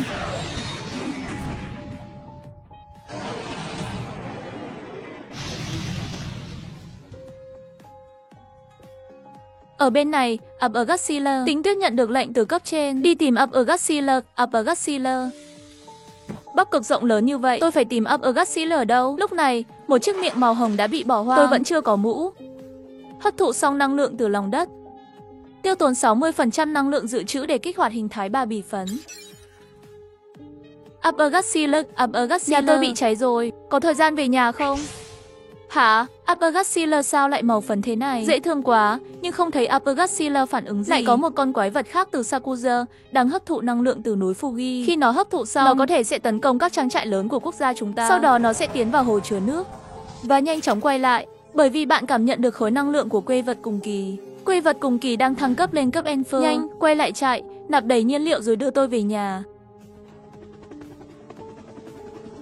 Lúc này, dọc theo bờ biển, 6 chiếc Major thế hệ thứ 2 nghiêm ngặt đứng ở đằng sau. Báo cáo từ chỉ huy, ở phía bắc có một con quái vật cấp Enfer khác. Nó đang di chuyển nhanh về phía chúng ta qua biển. Tốc độ có thể so sánh với chiến đấu cơ hòa phù 60 mới Sức mạnh của con quái vật này như thế nào?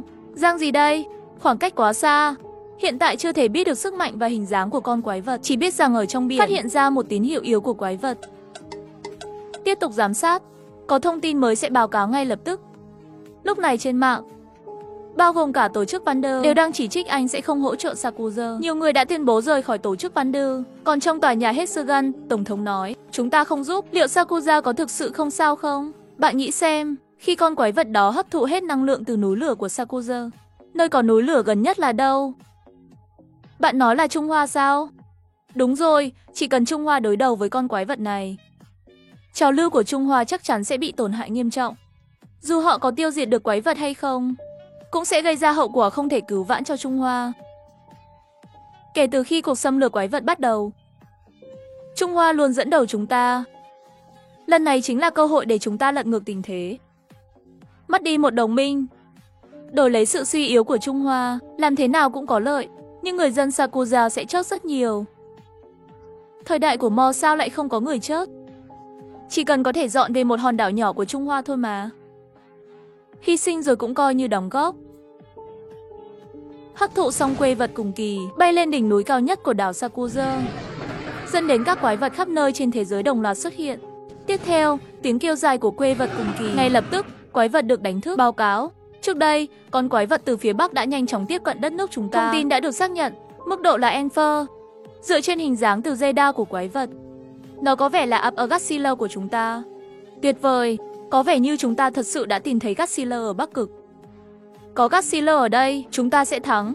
Khi quê vật cùng kỳ hấp thụ hết năng lượng, nó sẽ bay về biên giới đông bắc của Trung Hoa. Các đơn vị chú ý, quái vật quê vật cùng kỳ đã bay về phía biên giới của chúng ta. Lên đạn ngay đi. Hệ thống pháo 1 sẵn sàng. Hệ thống súng không người lái sẵn sàng. Phiên bản thứ 2 sắp sẵn sàng. Ngay khi quê vật cùng kỳ cách bờ biển 2 km, binh đoàn xe tăng, bắn đi. Đạn pháo tạo thành một đường cong đẹp mắt, trúng vào quê vật cùng kỳ. Đạn xuyên giáp, máy bay không người lái tiếp tục bám theo. Đừng sợ lãng phí đạn, hãy bắn mạnh vào.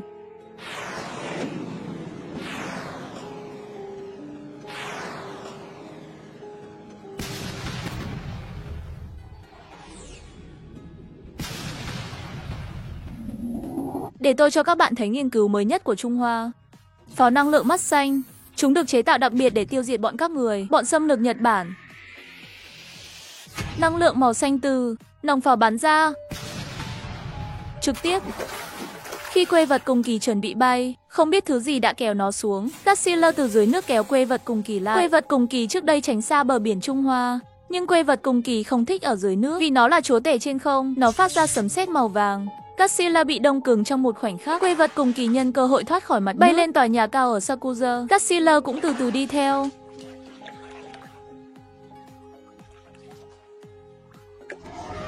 Quê vật cùng kỳ đang lao thẳng về phía Godzilla. Chỉ thấy Godzilla vung tay lên, đánh trúng một đầu của quê vật cùng kỳ. Sau đó nắm lấy sức mạnh, bắt đầu tích năng lượng hít nguyên tử. Một phát hỏa làm quê vật cùng kỳ phải lùi lại. Quê vật cùng kỳ không kiểm soát được và tỉnh lại. Ngay lúc đó, Godzilla bất ngờ bị tấn công từ phía sau. Quê vật cùng kỳ nhân lúc này phát ra tiếng sét. Godzilla bị tê liệt. Lúc này, tàu sân bay đã đến. Con chó xảo quyệt dám tấn công Godzilla. Cho chúng chớt, đừng để lại nguyên nhân gì. Một phát làm cho con quái vật trưởng thành, bắn thủng ngực, rơi xuống phía sau Godzilla. Tiếp theo, 60 giây sau, lại bắn vào đầu quê vật cùng kỳ. Quê vật cùng kỳ bị đánh cho choáng váng. Godzilla sau khi hồi phục đã giẫm chớt quái thú trưởng thành, bước nhanh về phía quê vật cùng kỳ, bắt lấy hai cái đầu của quê vật cùng kỳ, còn một cái đầu khác thì cắn lấy Godzilla, hút lấy năng lượng từ Godzilla. Kích hoạt hình thái phấn hoa, chỉ thấy toàn thân Godzilla chuyển sang màu hồng. Godzilla, bạn vừa mới rời đi một lát, sao lại thay đổi màu da rồi? Nhưng mà màu hồng này thật dễ thương quá. Câu nói cổ nói rằng da càng hồng thì đánh nhau càng mạnh. Không ngờ Godzilla chơi thật, kích hoạt kỹ năng tăng áp màu hồng, có thể chinh phục mọi đòn tấn công. Vừa vào hình thái con người, bạn đã thả quê vật cùng kỳ ra. Quê vật cùng kỳ, tôi bình thường hay cười một chút. Điện lực phun ra từ miệng, chạm vào Godzilla nhưng không thể gây tổn thương cho bạn. Bạn nghĩ là đã hất được quê vật cùng kỳ ra. Quê vật cùng kỳ bay ra ngoài, đánh bại nó. Các tòa nhà trên đường đi đều sụp đổ. Lúc này bạn sử dụng tăng áp và năng lượng hạt nhân, vụ nổ năng lượng. Khi quê vật cùng kỳ từ xa bắn ra một phát, quê vật cùng kỳ mở cánh bay lên, mới thấy có thể né tránh được đòn tấn công. Vụ nổ phía sau, đẩy quê vật cùng kỳ về phía trước.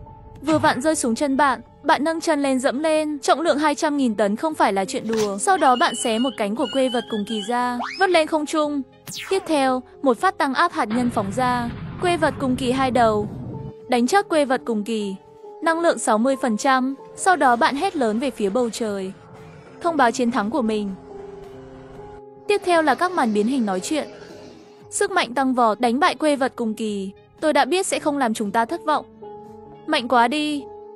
Ha ha ha, Godzilla mạnh thì Trung Hoa mạnh.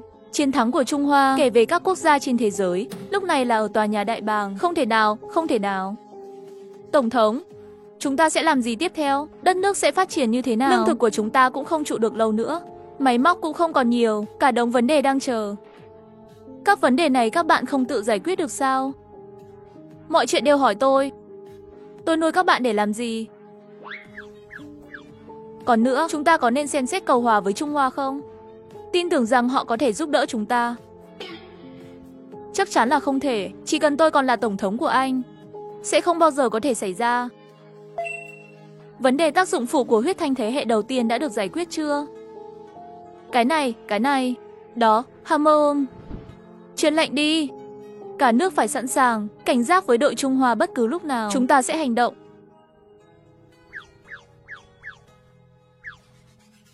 Tổng thống, điều này thật sự là ảo tưởng của ngài. Bây giờ chúng ta nên cân nhắc là vấn đề sinh tồn của người dân trong nước và đối phó với cuộc xâm lăng của quái thú. Trung Hoa chắc chắn sẽ lợi dụng thời điểm này để tấn công chúng ta, rồi sẽ sáp nhập chúng ta. Họ luôn có ý định này. Tôi hiểu họ mà. Tôi nghĩ chuyện này Tổng thống không thể quyết định. Ngài làm Tổng thống quá thất bại rồi. Tôi nghĩ nên giao cho Quốc hội quyết định. Tối đa là không thể. Tôi không đồng ý với chuyện này. Được rồi, tôi đồng ý mở cuộc thảo luận tại Quốc hội. Tôi cũng đồng ý. Tổng thống, tôi cũng đồng ý. Tổng thư ký biết rồi, nếu Tổng thống Anh không thay đổi, thì Nhật Bản sẽ là tấm gương cho họ. Bãi bỏ mùa xuân, chốt ngay lập tức. Còn bị cách chức Tổng thống. Và cuộc họp này của Trung Hoa nên chủ động cung cấp cho chúng ta 10 triệu tấn khoáng sản quý hiếm. Không cần bất kỳ sự đền đáp nào. Điều này có bình thường không? Tôi nghe nói họ đã thay Tổng thống. Bây giờ là Đại tướng mắc tạm quyền Tổng thống. Những khoáng sản quý hiếm này chính là thứ chúng ta cần để nghiên cứu và phát triển. Họ không bình thường thì làm sao có thể tấn công chúng ta? Tôi nghi ngờ họ đang cố gắng làm lành. Tôi nghe nói họ đang nghiên cứu Gin. Huyết thanh Gin thế hệ đầu tiên, không thể phá vỡ khó khăn khi con người mọc đuôi. Chắc là vậy. Về mặt sức mạnh, hiện tại chúng ta chỉ mất 2 giờ để chiếm toàn bộ âm thanh. Giải thưởng. Tuy nhiên, giai đoạn quái thú tiếp theo sắp đến rồi. Chúng ta vẫn phải tập trung vào việc cải thiện bản thân. Cuộc chiến giữa tôi và quốc gia. Nếu tránh được thì cứ tránh. Nhưng cũng không thể để người khác bắt nạt mình. Tán thành.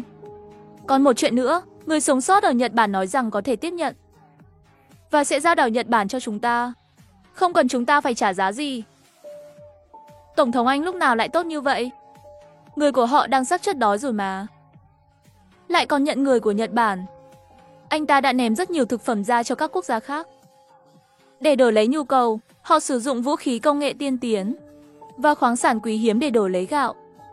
Tôi tin rằng nhiều quốc gia nhỏ sẽ rất sẵn lòng đổi. Vậy để họ đến nhận đi.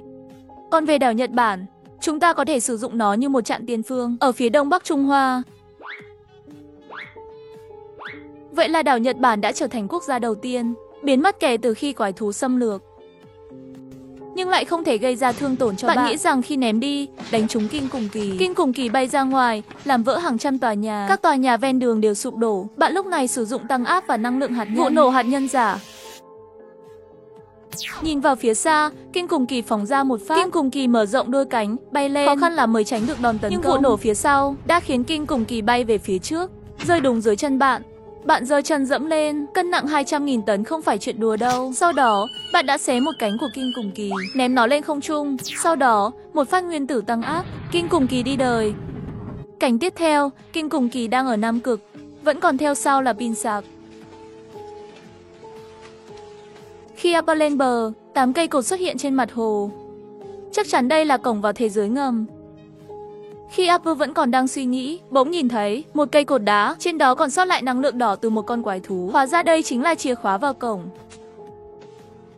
Sau đó, 8 cột dưới mặt đất đều sáng lên, rồi phun ra sương mù. Apple rơi xuống, chạm vào một miền đất mới. Địa hình thế giới này đúng như tôi đã nghĩ. Hai mảng đất đều có lực hút, ghế ngồi ở giữa tạo thành một vành đai cân bằng ẩn. Sau đó, bạn cùng với sạc dự phòng hướng ra khỏi khu rừng. Trên trời có vài con quái thú bay đang nhìn chằm chằm. Chẳng mấy chốc, bạn đã ra khỏi khu rừng. Tới một bờ hồ. Sạc dự phòng đã hết pin, khi rơi xuống nước, nó đã không còn sức sống nữa. Không lâu sau, một con rắn lớn xuất hiện từ dưới nước. Không nói lời nào, nó tiến về phía bạn. Thử bước thêm một bước nữa đi. Không ngờ con rắn không chỉ không thu lại mà còn lao tới. Quả là có kẻ không sợ chớt.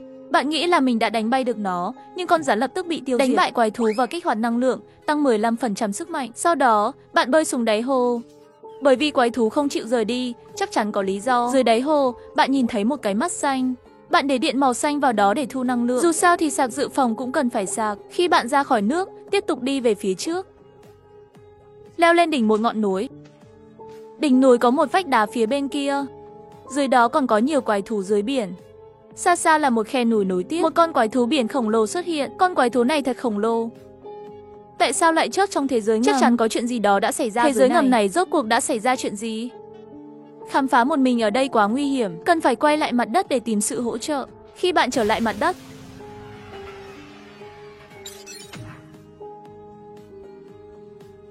Apple đã về rồi. Apple trở lại rồi. Sau đó, Apple kể lại tình hình cho Thanh Tuyết. Trụ sở của Trung Hoa cũng đã chọn được đội ngũ. Apple cũng mặc vào bộ giáp ngoại xương. Sau đó, Apple lại kích hoạt 8 cột đá.